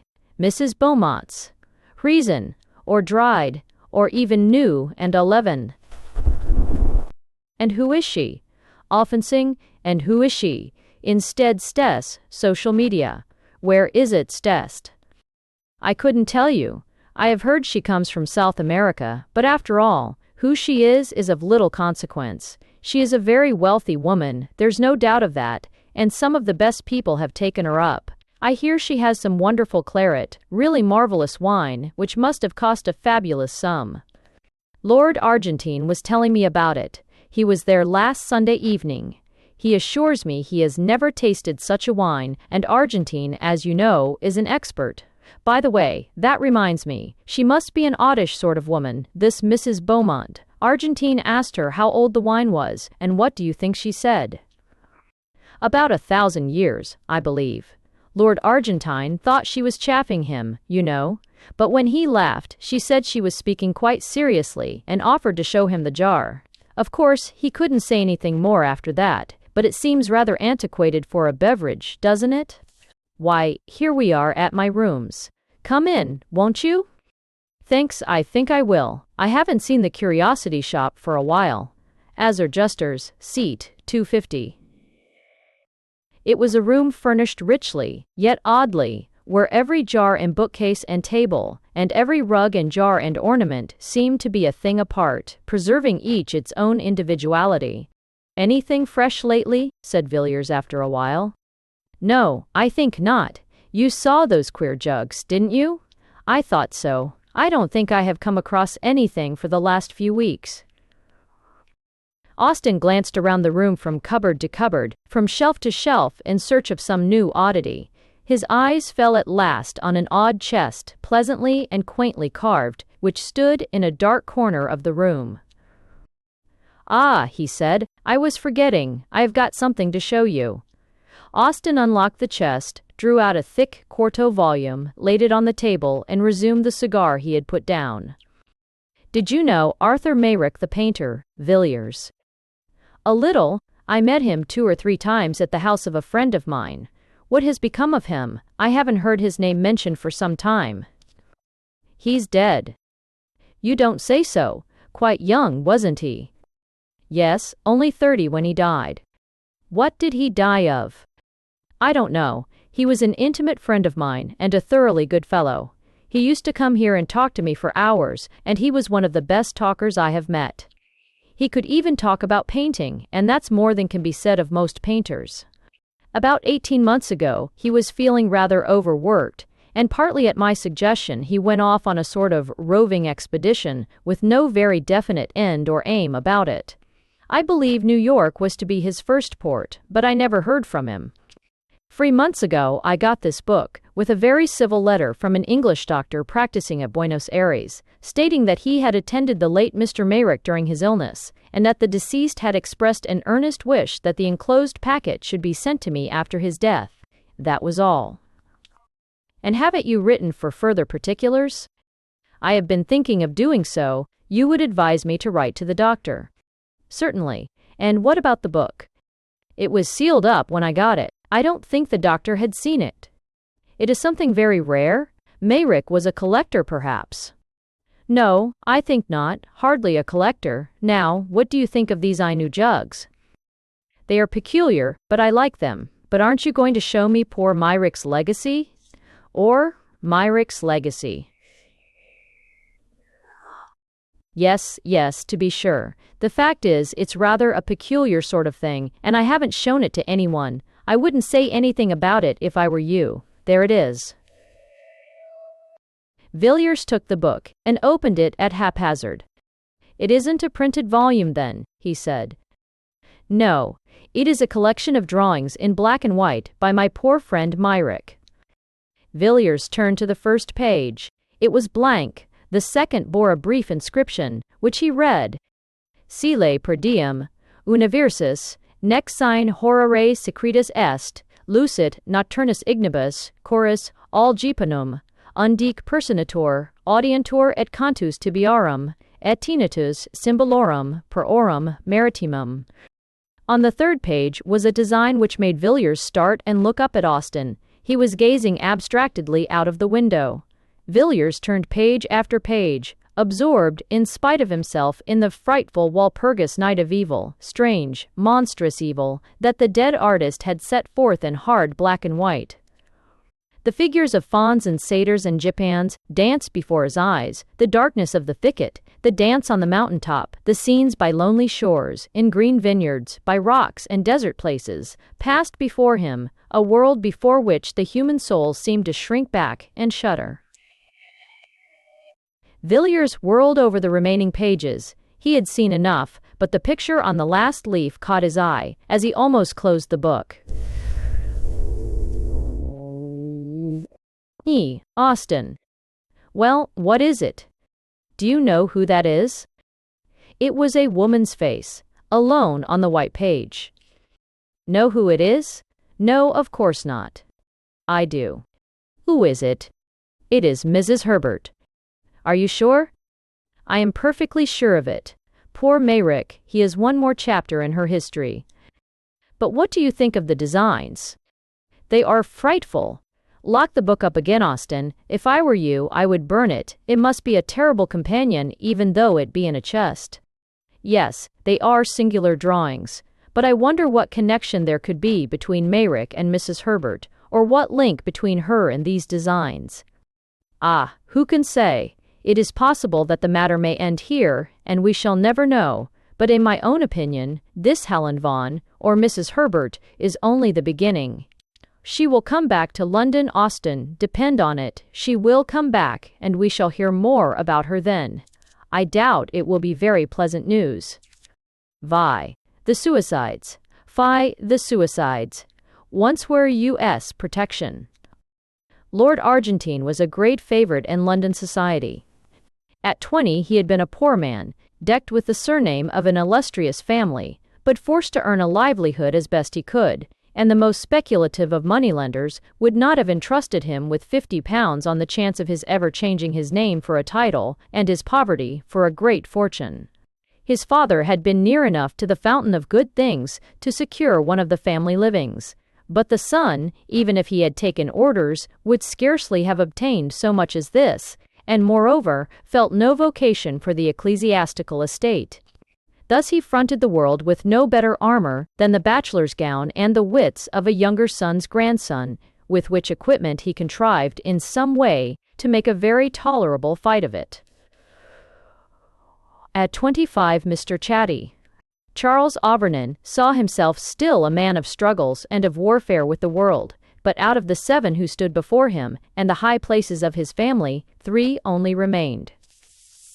These 3, however, were good lives, but yet not proof against the Zulu assegais and typhoid fever, And so one morning Aubernon woke up and found himself Lord Argentine, a man of 30 who had faced the difficulties of existence and had conquered.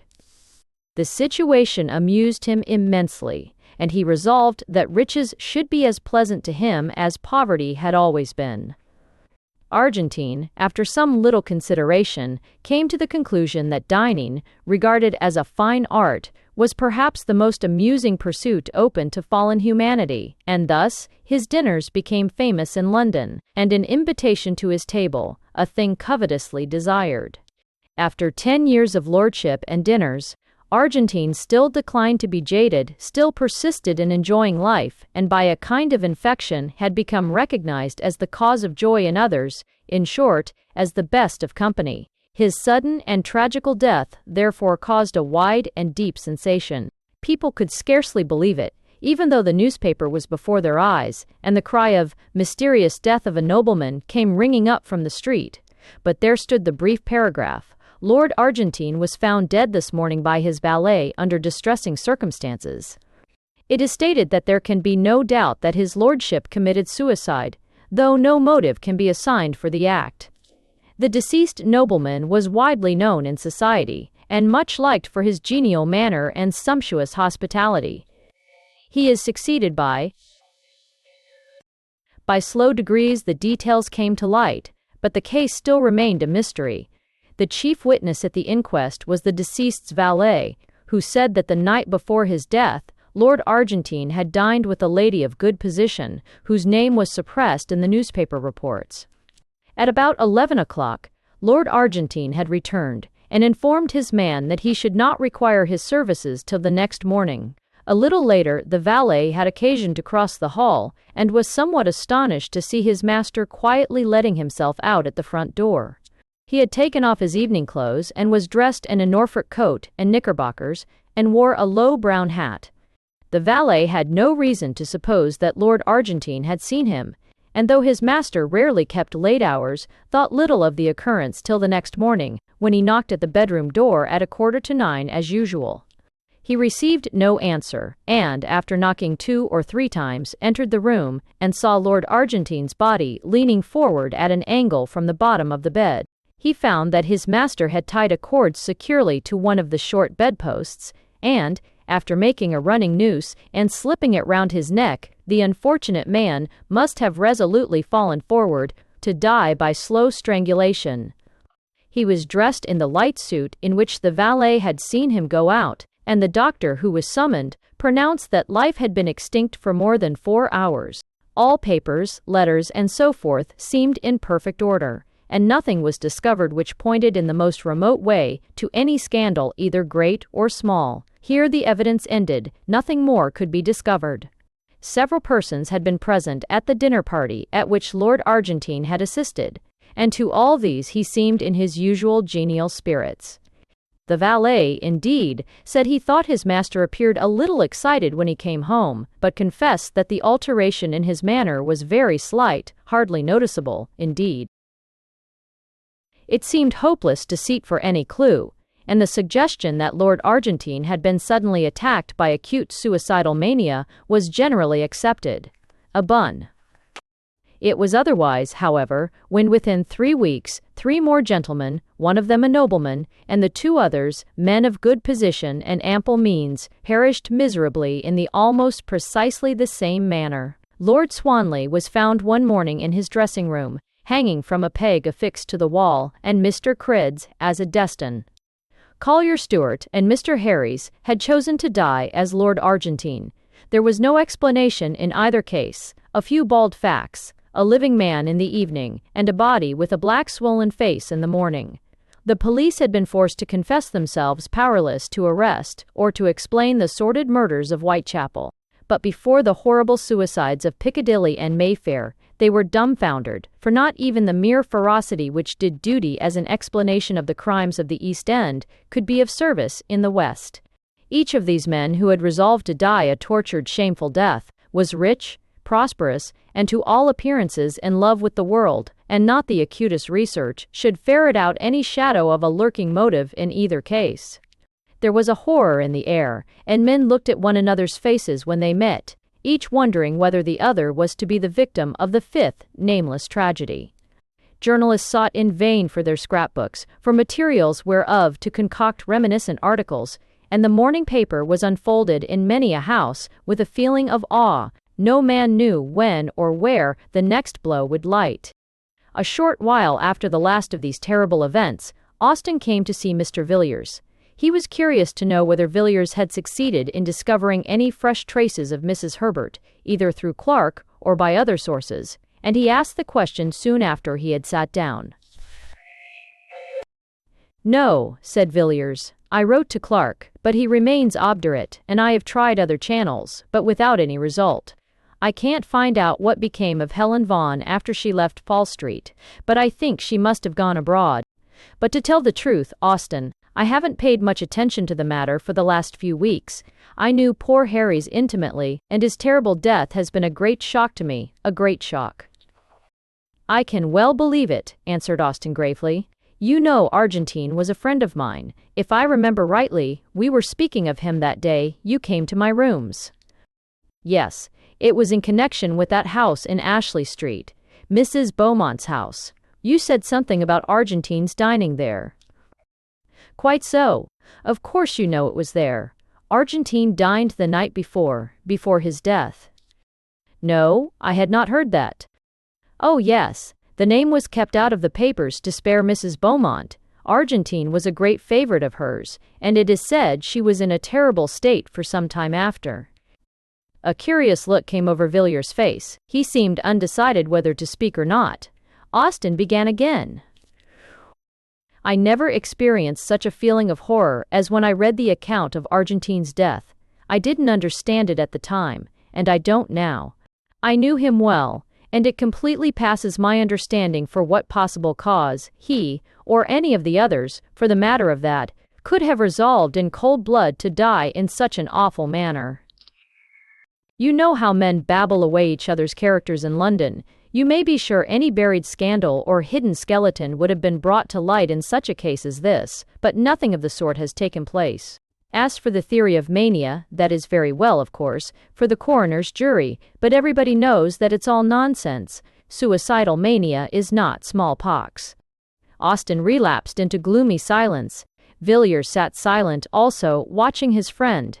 The expression of indecision still fleeted across his face. He seemed as if weighing his thoughts in the balance, and the considerations he was resolving left him still silent.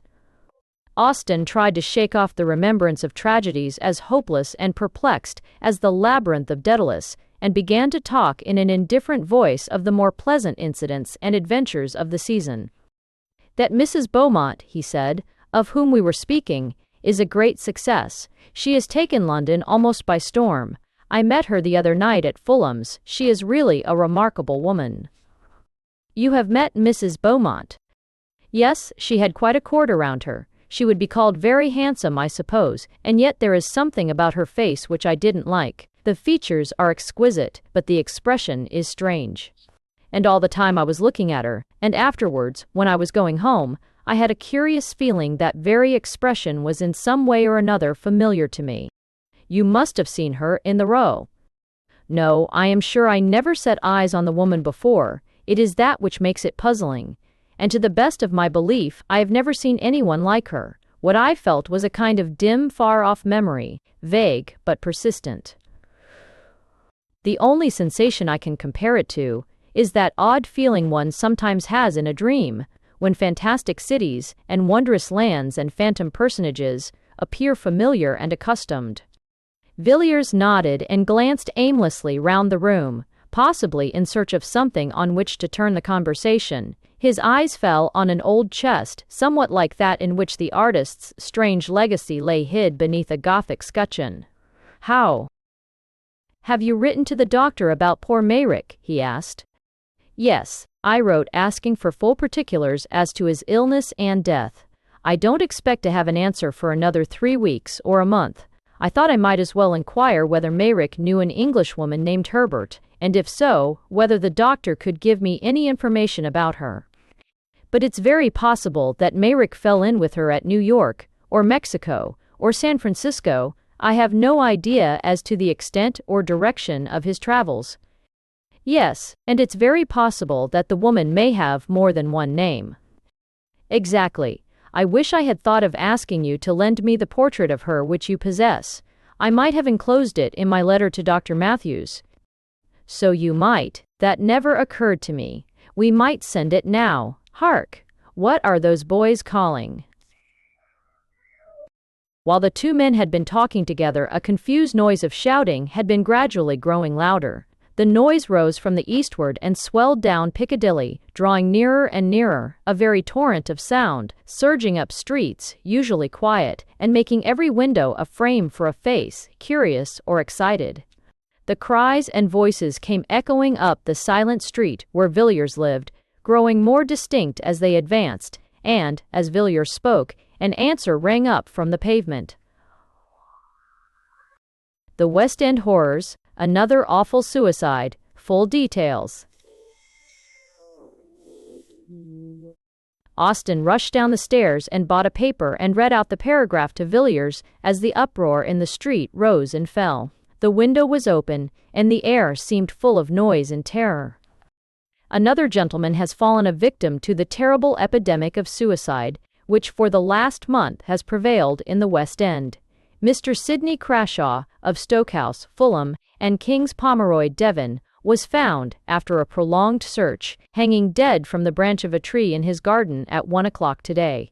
The deceased gentleman dined last night at the Carlton Club, and seemed in his usual health and spirits. He left the club at about 10 o'clock, and was seen walking leisurely up St. James's Street a little later. Subsequent to this, his movements cannot be traced. On the discovery of the body, medical aid was at once summoned, but life had evidently been long extinct. So far as is known, Mr. Crawshaw had no trouble or anxiety of any kind. This painful suicide, it will be remembered, is the fifth of the kind in the last month. The authorities at Scotland Yard are unable to suggest any explanation of these terrible occurrences. Austin put down the paper in mute horror. I shall leave London tomorrow, he said. It is a city of nightmares. How awful this is, Villiers. Mr. Villiers was sitting by the window quietly, looking out into the street. He had listened to the newspaper report attentively, and the hint of indecision was no longer on his face. Wait a moment, Austin, he replied. I have made up my mind to mention a little matter that occurred last night. It stated, I think, that Crawshaw was last seen alive in St. James's Street shortly after 10. Yes, I think so. I will look again. Yes, you are quite right. Quite so. Well, I am in a position to contradict that statement at all events. Crawshaw was seen after that, considerably later indeed. How do you know? Because I happened to see Crawshaw myself, at about 2 o'clock this morning. You saw Crawshaw, you, Villiers? Yes, I saw him quite distinctly. Indeed, there were but a few feet between us. Where, in heaven's name, did you see him? Not far from here. I saw him in Ashley Street. He was just leaving a house. Did you notice what house it was? Did you notice what house it was? And up to me, well. Yes, it was Mrs. Beaumont's. Villiers, think what you are saying. There must be some mistake. How could Crawshaw be in Mrs. Beaumont's house at 2 o'clock in the morning? Surely, you must have been dreaming, Villiers. You were always rather fanciful. No, I was wide awake enough. Even if I had been dreaming as you say, what I saw would have roused me effectually. Lay-ow. What you saw? What did you see? Was there anything strange about Crawshaw? But I can't believe it. It is impossible. Each man and breastas. Well, if you like, I will tell you what I saw, or if you please, what I think I saw, and you can judge for yourself. Very good, Villiers. The noise and clamor of the street had died away, though now and then the sound of shouting still came from the distance, and the dull, leaden silence seemed like the quiet after an earthquake or a storm. Villiers turned from the window and began speaking.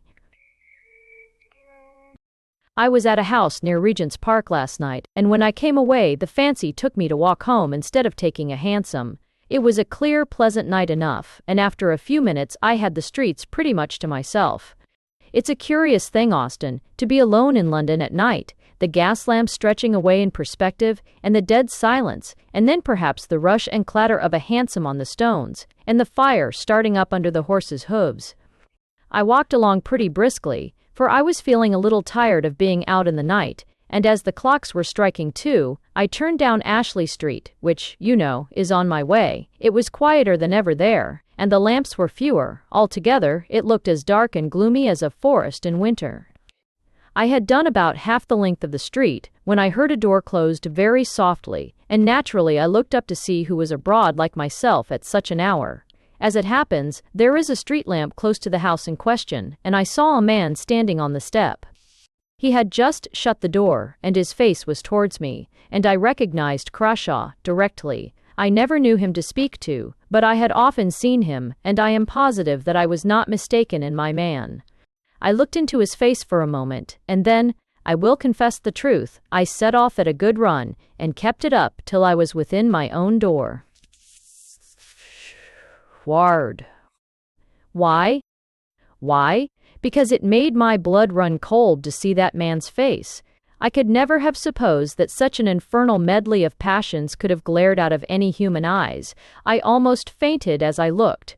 I knew I had looked into the eyes of a lost soul. Austin, the man's outward form remained, but all hell was within it. Furious lust and hate that was like fire, and the loss of all hope and horror that seemed to shriek aloud to the night, though his teeth were shut, and the utter blackness of despair.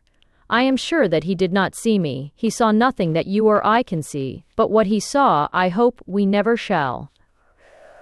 I do not know when he died. I suppose in an hour, or perhaps 2, but when I passed down Ashley Street and heard the closing door, that man no longer belonged to this world. It was a devil's face I looked upon. There was an interval of silence in the room when Villiers ceased speaking. The light was failing, and all the tumult of an hour ago was quite hushed. Austin had bent his head at the close of the story, and his hand covered his eyes. "What can it mean?" he said at length. "One of the personation knew, as the Cessor." "Who knows, Austin, who knows? It's a black business, but I think we had better keep it to ourselves, for the present at any rate. I will see if I cannot learn anything about that house through private channels of information, and if I do light upon anything I will let you know. VI. The Encounter, in Soho. 3 weeks later, Austin received a note from Villiers asking him to call either that afternoon or the next. He chose the nearer date and found Villiers sitting as usual by the window, apparently lost in meditation on the drowsy traffic of the street. There was a bamboo table by his side, a fantastic thing, enriched with gilding and queer painted scenes, and on it lay a little pile of papers arranged and docketed as neatly as anything in Mr. Clark's office. "Well, Villiers, have you made any discoveries in the last 3 weeks?" "I think so. I have here 1 or 2 memoranda which struck me as singular, and there's a statement to which I shall call your attention." "And these documents relate to Mrs. Beaumont? It was really Crawshaw whom you saw that night standing on the doorstep of the house in Ashley Street?" "As to that matter, my belief remains unchanged, but neither my inquiries nor their results have any special relation to Crawshaw. But my investigations have had a strange issue. I have found out who Mrs. Beaumont is." "Who is she? In what way do you mean?" "I mean that you and I know her better under another name." "What name is that? And still, however—" "Herbert." "Herbert." Austin repeated the word, dazed with astonishment. "Yes, Mrs. Herbert, of Paul Street. Helen Vaughan, of earlier adventures unknown to me. You had reason to recognize the expression of her face when you go home. Look at the face in Mayrick's Book of Horrors, and you will know the sources of your recollection." "And you have proof of this?" "Yes, the best of proof. I have seen Mrs. Beaumont, or shall we say, Mrs. Herbert." "Where did you see her?" "Hardly in a place where you would expect to see a lady who lives in Ashley Street, Piccadilly. I saw her entering a house in one of the meanest and most disreputable streets in Soho. In fact, I had made an appointment, though not with her, and she was precise to both time and place." All this seems very wonderful, but I cannot call it incredible. You must remember, Villiers, that I have seen this woman, in the ordinary adventure of London society, talking and laughing, and sipping her coffee in a commonplace drawing-room with commonplace people. But you know what you are saying. In DT9, I am steed. I do. I have not allowed myself to be led by surmises or fancies. It was with no thought of finding Helen Vaughan that I searched for Mrs. Beaumont in the dark waters of the life of London, but such has been the issue. You must have been in strange places, Villiers. Yes, I have been in very strange places. It would have been useless, you know, to go to Ashley Street and ask Mrs. Beaumont to give me a short sketch of her previous history. No, assuming, as I had to assume, that her record was not of the cleanest, it would be pretty certain that at some previous time she must have moved in circles not quite so refined as her present ones. If you see mud at the top of a stream, you may be sure that it was once at the bottom. I went to the bottom. I have always been fond of diving into Queer Street for my amusement, and I found my knowledge of that locality and its inhabitants very useful. It is perhaps needless to say that my friends had never heard the name of Beaumont, and as I had never seen the lady and was quite unable to describe her, I had to set to work in an indirect way. The people there know me. I have been able to do some of them a service now and again, so they made no difficulty about giving their information. They were aware I had no communication, direct or indirect, with Scotland Yard. I had to cast out a good many lines, though, before I got what I wanted, and when I landed the fish I did not, for a moment, suppose it was my fish. But I listened to what I was told out of a constitutional liking for useless information, and I found myself in possession of a very curious story, though, as I imagined, not the story I was looking for. Some 5 or 6 years ago, a woman named Raymond suddenly made her appearance in the neighborhood to which I am referring. She was described to me as being quite young, probably not more than 17 or 18, very handsome, and looking as if she came from the country. I should be wrong in saying that she found her level in going to this particular quarter or associating with these people, for, from what I was told, I should think the worst den in London far too good for her. The person from whom I got my information, as you may suppose, no great Puritan, shuddered and grew sick in telling me of the nameless infamies which were laid to her charge. After living there for a year, or perhaps a little more, she disappeared as suddenly as she came, and they saw nothing of her till about the time of the Paul Street case. At first, she came to her old haunts only occasionally, then more frequently, and finally took up her abode there as before, and remained for 6 or 8 months. It's of no use my going into details as to the life that woman led. If you want particulars, you can look at Meyrick's Legacy. Those designs were not drawn from his imagination. She again disappeared, and the people of the place saw nothing of her till a few months ago.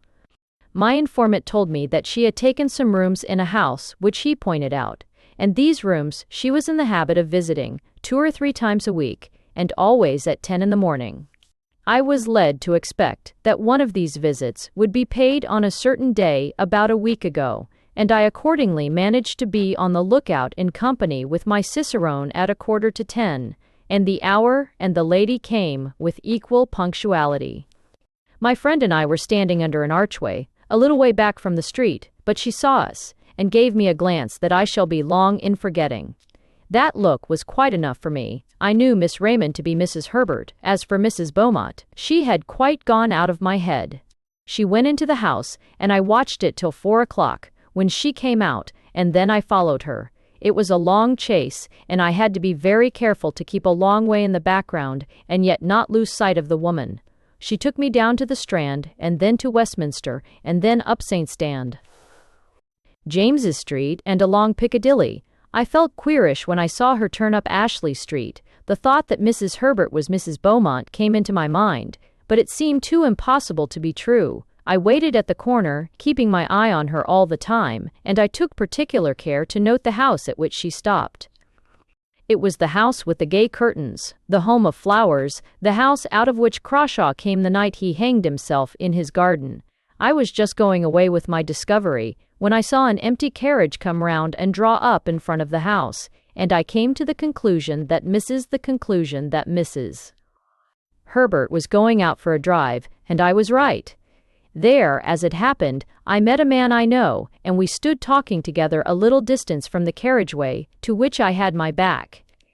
We had not been there for 10 minutes when my friend took off his hat, and I glanced round and saw the lady I had been following all day. "Who is that?" I said, and his answer was, "Mrs. Beaumont, lives in Ashley Street." Of course there could be no doubt after that. I don't know whether she saw me, but I don't think she did. I went home at once, and, on consideration, I thought that I had a sufficiently good case with which to go to Clark. Well? Why to Clark? Because I am sure that Clark is in possession of facts about this woman, facts of which I know nothing. On night, and... Well, what then? Mr. Villiers leaned back in his chair and looked reflectively at Austin for a moment before he answered. My idea was that Clark and I should call on Mrs. Beaumont. You would never go into such a house as that? No, no, Villiers, you cannot do it. Besides, consider what result. 1. Argin. 1.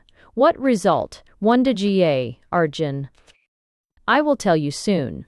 But I was going to say that my information does not end here. It has been completed in an extraordinary manner. Look at this neat little packet of manuscript. It is paginated, you see, and I have indulged in the civil coquetry of a ribbon of red tape. It has almost a legal air, hasn't it? Run your eye over it, Austin. It is an account of the entertainment Mrs. Beaumont provided for her choicer guests. The man who wrote this escaped with his life, but I do not think he will live many years. The doctors tell him he must have sustained some severe shock to the nerves. Austin took the manuscript, but never read it. Opening the neat pages at haphazard, his eye was caught by a word and a phrase that followed it, and, sick at heart, with white lips and a cold sweat pouring like water from his temples, he flung the paper down.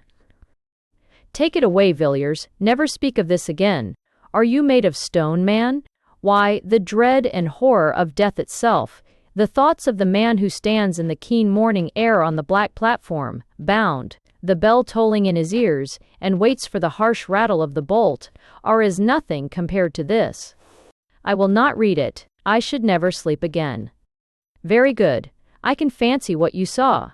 Yes, it is horrible enough, but after all it is an old story, an old mystery played in our day, and in dim London streets instead of amidst the vineyards and the olive gardens. We know what happened to those who chanced to meet the great god Pan, and those who are wise know that all symbols are symbols of something, not of nothing. It was, indeed, an exquisite symbol, beneath which men long ago veiled their knowledge of the most awful, most secret forces which lie at the heart of all things, forces before which the souls of men must wither and die, and blacken, as their bodies blacken under the electric current. Such forces cannot be named, cannot be spoken, cannot be imagined, except under a veil and a symbol to the most of us appearing a quaint, poetic fancy, to some a foolish tale. But you and I, at all events, have known something of the terror that may dwell in the secret place of life, manifested under human flesh, that which is without form, taking to itself a form. Oh, Austin, how can it be? How is it that the very sunlight does not turn to blackness before this thing, the hard earth melt and boil beneath such a burden? Villiers was pacing up and down the room, and the beads of sweat stood out on his forehead. Austin sat silent for a while, but Villiers saw him make a sign upon his breast. I say again, Villiers, you will surely never enter such a house as that. You would never pass out alive. Yes, Austin. I shall go out alive, I and Clark with me. What do you mean? You cannot, you would not dare. I-M-L. Wait a moment. The air was very pleasant and fresh this morning. There was a breeze blowing, even through this dull street, and I thought I would take a walk. Piccadilly stretched before me, a clear, bright vista, and the sun flashed on the carriages and on the quivering leaves in the park. It was a joyous morning, and men and women looked at the sky and smiled as they went about their work or their pleasure, and the wind blew as blithely as upon the meadows and the scented gorse. But somehow or other I got out of the bustle and the gaiety, and found myself walking slowly along a quiet, dull street, where there seemed to be no sunshine and no air, and where the few foot passengers loitered as they walked, and hung indecisively about corners and archways. I walked along, hardly knowing where I was going or what I did there, but feeling impelled, as one sometimes is, to explore still further, with a vague idea of reaching some unknown goal. Thus I forged up the street, noting the small traffic of the milk shop, and wondering at the incongruous medley of penny pipes, black tobacco, sweets, newspapers, and comic songs, which here and there jostled one another in the short compass of a single window. I think it was a cold shudder that suddenly passed through me that first told me that I had found what I wanted. I looked up from the pavement and stopped before a dusty shop, above which the lettering had faded, where the red bricks of 200 years ago had grimed to black, where the windows had gathered to themselves the dust of winters innumerable.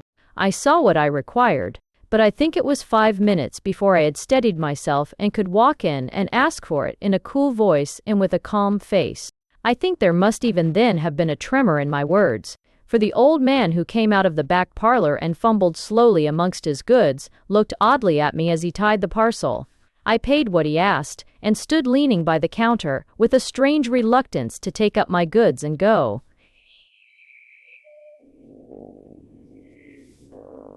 I asked about the business, and learnt that trade was bad and the profits cut down sadly, but then the street was not what it was before traffic had been diverted, but that was done 40 years ago, just before my father died, he said.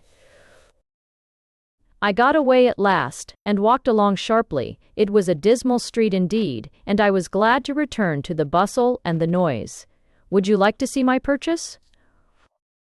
Austin said nothing, but nodded his head slightly. He still looked white and sick. Villiers pulled out a drawer in the bamboo table and showed Austin a long coil of cord, hard and new, and at one end was a running noose. "It is the best hempen cord," said Villiers, "just as it used to be made for the old trade, the man told me, not an inch of jute from end to end. Austin set his teeth hard, and stared at Villiers, growing whiter as he looked. "You would not do it," he murmured at last. "You would not have blood on your hands." "My God!" he exclaimed with sudden vehemence. "You cannot mean this, Villiers, that you will make yourself a hangman?" "No, I shall offer a choice, and leave Helen Vaughan alone with this cord in a locked room for 15 minutes. If when we go in it is not done, I shall call the nearest policeman, that is all. I must go now. I cannot stay here any longer. I cannot bear this. Good night." "Good night, Austin." The door shut, but in a moment it was open again, and Austin stood, white and ghastly, in the entrance. "I was forgetting," he said, "that I too have something to tell. I have received a letter from Dr. Harding of Buenos Aires. He says that he attended Myrick for 3 weeks before his death." "And does he say what carried him off in the prime of life? It was not fever?" "No, it was not fever. According to the doctor, it was an utter collapse of the whole system, probably caused by some severe shock. But he states that the patient would tell him nothing, and that he was consequently at some disadvantage in treating the case." "Is there anything more?" "Yes. Dr. Harding ends his letter by saying, 'I think this is all the information I can give you about your poor friend. He had not been long in Buenos Aires and knew scarcely anyone, with the exception of a person who did not bear the best of characters and has since left, a Mrs. Vaughan. VI. The fragments. Amongst the papers of the well-known physician, Dr. Robert Matheson, of Ashley Street, Piccadilly, who died suddenly, of apoplectic seizure, at the beginning of 1892, a leaf of manuscript paper was found, covered with pencil jottings. These notes were in Latin, much abbreviated, and had evidently been made in great haste. The miss was only deciphered with difficulty, and some words have up to the present time evaded all the efforts of the expert employed. The date, XXV Jewel, 1888, is written on the right-hand corner of the Ms. The following is a translation of Dr. Matheson's manuscript. Dr. Matheson's manuscript. Whether science would benefit by these brief notes if they could be published, I do not know, but rather doubt. But certainly I shall never take the responsibility of publishing or divulging one word of what is here written, not only on account of my oath given freely to those two persons who were present, but also because the details are too abominable. It is probably that, upon mature consideration, and after weighing the good and evil, I shall one day destroy this paper, or at least leave it under seal to my friend D, trusting in his discretion, to use it or to burn it, as he may think fit. As was befitting, I did all that my knowledge suggested to make sure that I was suffering under no delusion. At first astounded, I could hardly think, but in a minute's time I was sure that my pulse was steady and regular, and that I was in my real and true senses. I then fixed my eyes quietly on what was before me. The horror and revolting nausea rose up within me, and an odor of corruption choked my breath. I remained firm. I was then privileged or accursed, I dare not say which, to see that which was on the bed, lying there black like ink, transformed before my eyes. The skin, and the flesh, and the muscles, and the bones, and the firm structure of the human body, that I had thought to be unchangeable and permanent as adamant, began to melt and dissolve. I know that the body may be separated into its elements by external agencies, but I should have refused to believe what I saw, for here there was some internal force of which I knew nothing that caused dissolution and change. Here too was all the work by which man had been made repeated before my eyes. I saw the form waver from sex to sex, dividing itself from itself, and then again reunited. Then I saw the body descend to the beasts whence it ascended, and that which was on the heights go down to the depths, even to the abyss of all being. The principle of life, which makes organism, always remained, while the outward form changed. The light within the room had turned to blackness, not the darkness of night, in which objects are seen dimly, for I could see clearly and without difficulty. But it was the negation of light. Objects were presented to my eyes, if I may say so, without any medium, in such a manner that if there had been a prism in the room, I should have seen no colors represented in it. I watched, and at last I saw nothing but a substance as jelly. Then the latter was ascended again. Horder and ficiences illegible. Horder and ficience was quarters in the merchants. Horders and ficience, I saw a form, shaped in dimness before me, which I will not farther describe.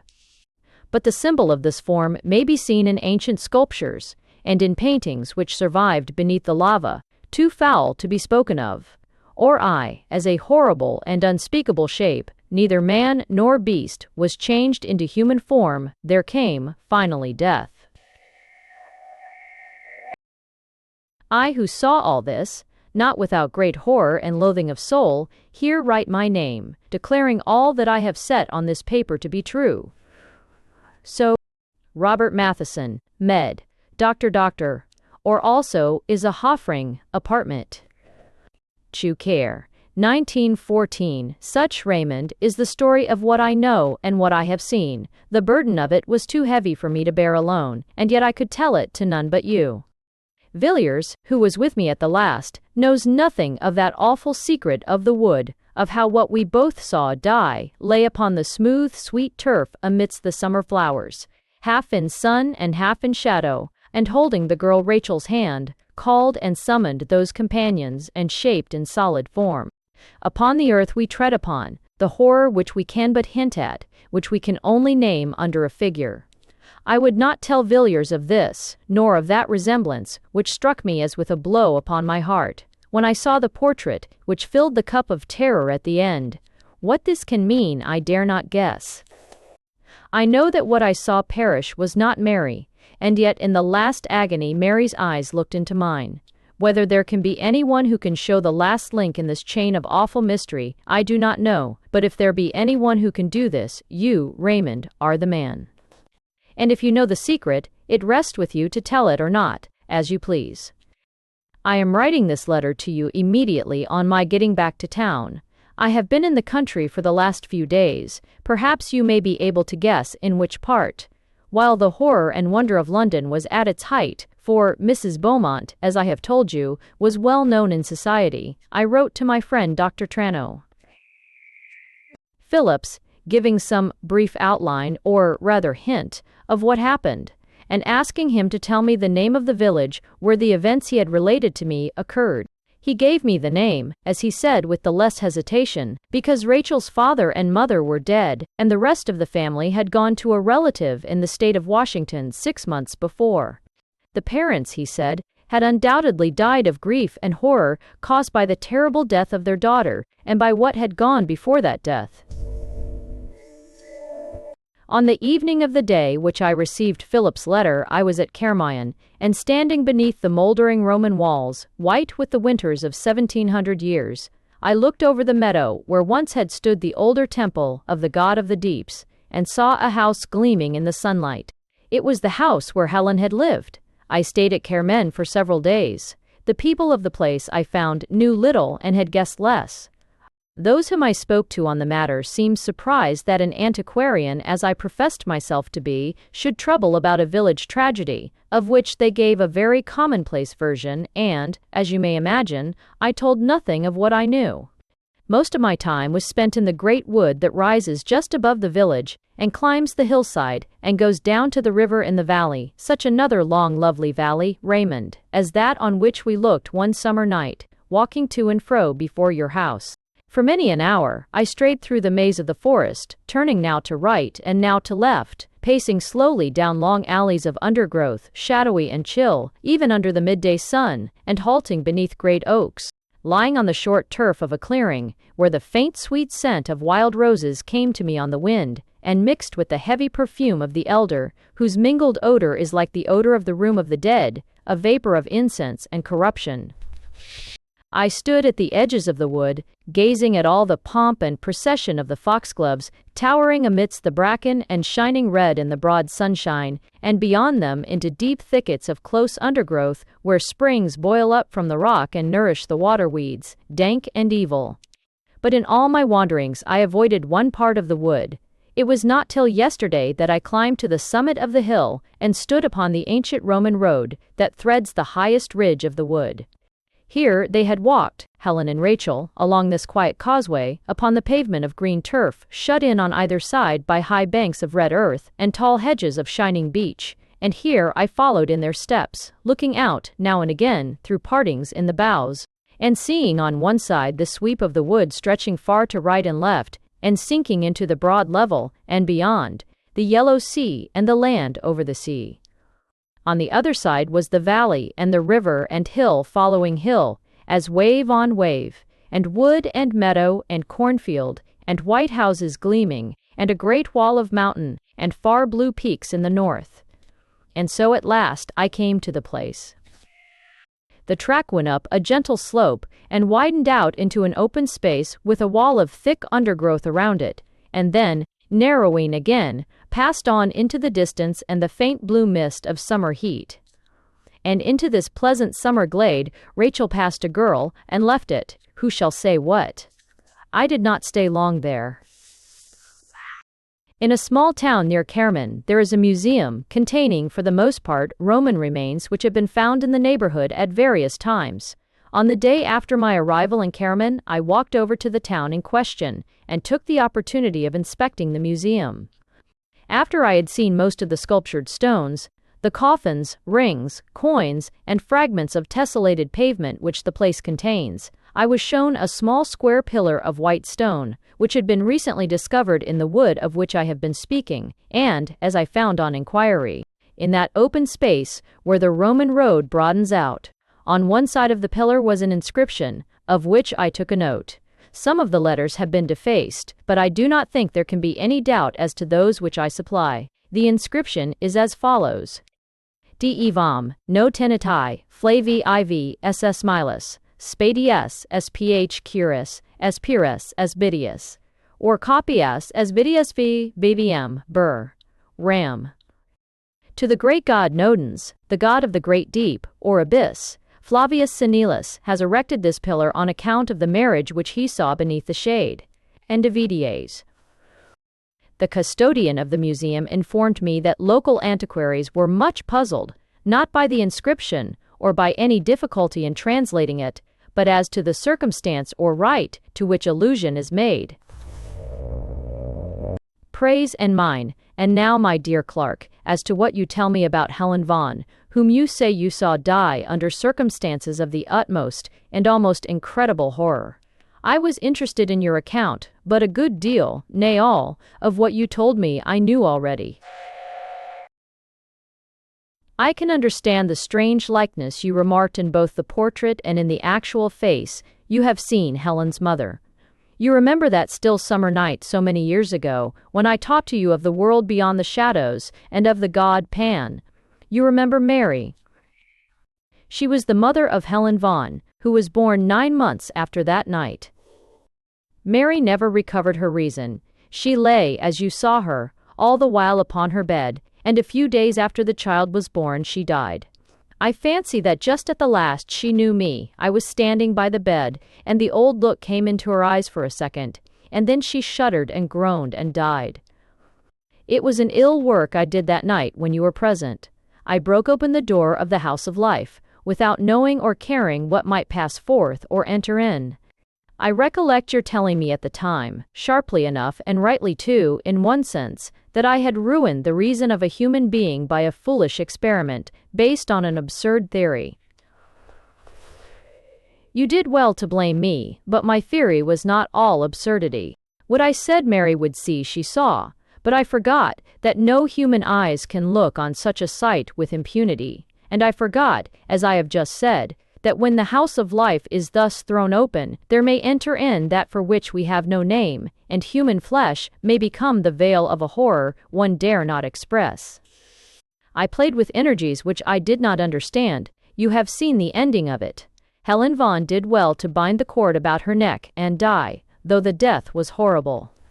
The blackened face, the hideous form upon the bed, changing and melting before your eyes from woman to man, from man to beast, and from beast to worse than beast, all the strange horror that you witness surprises me but little. What you say the doctor whom you sent for saw and shuddered at, I noticed long ago. I knew what I had done the moment the child was born, and when it was scarcely 5 years old, I surprised it, not once or twice, but several times with a playmate, you may guess of what kind.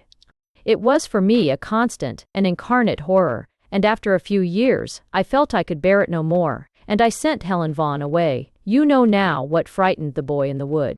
The rest of the strange story, and all else that you tell me, as discovered by your friend, I have contrived to learn from time to time, almost to the last chapter, and now Helen is with her companions. The end.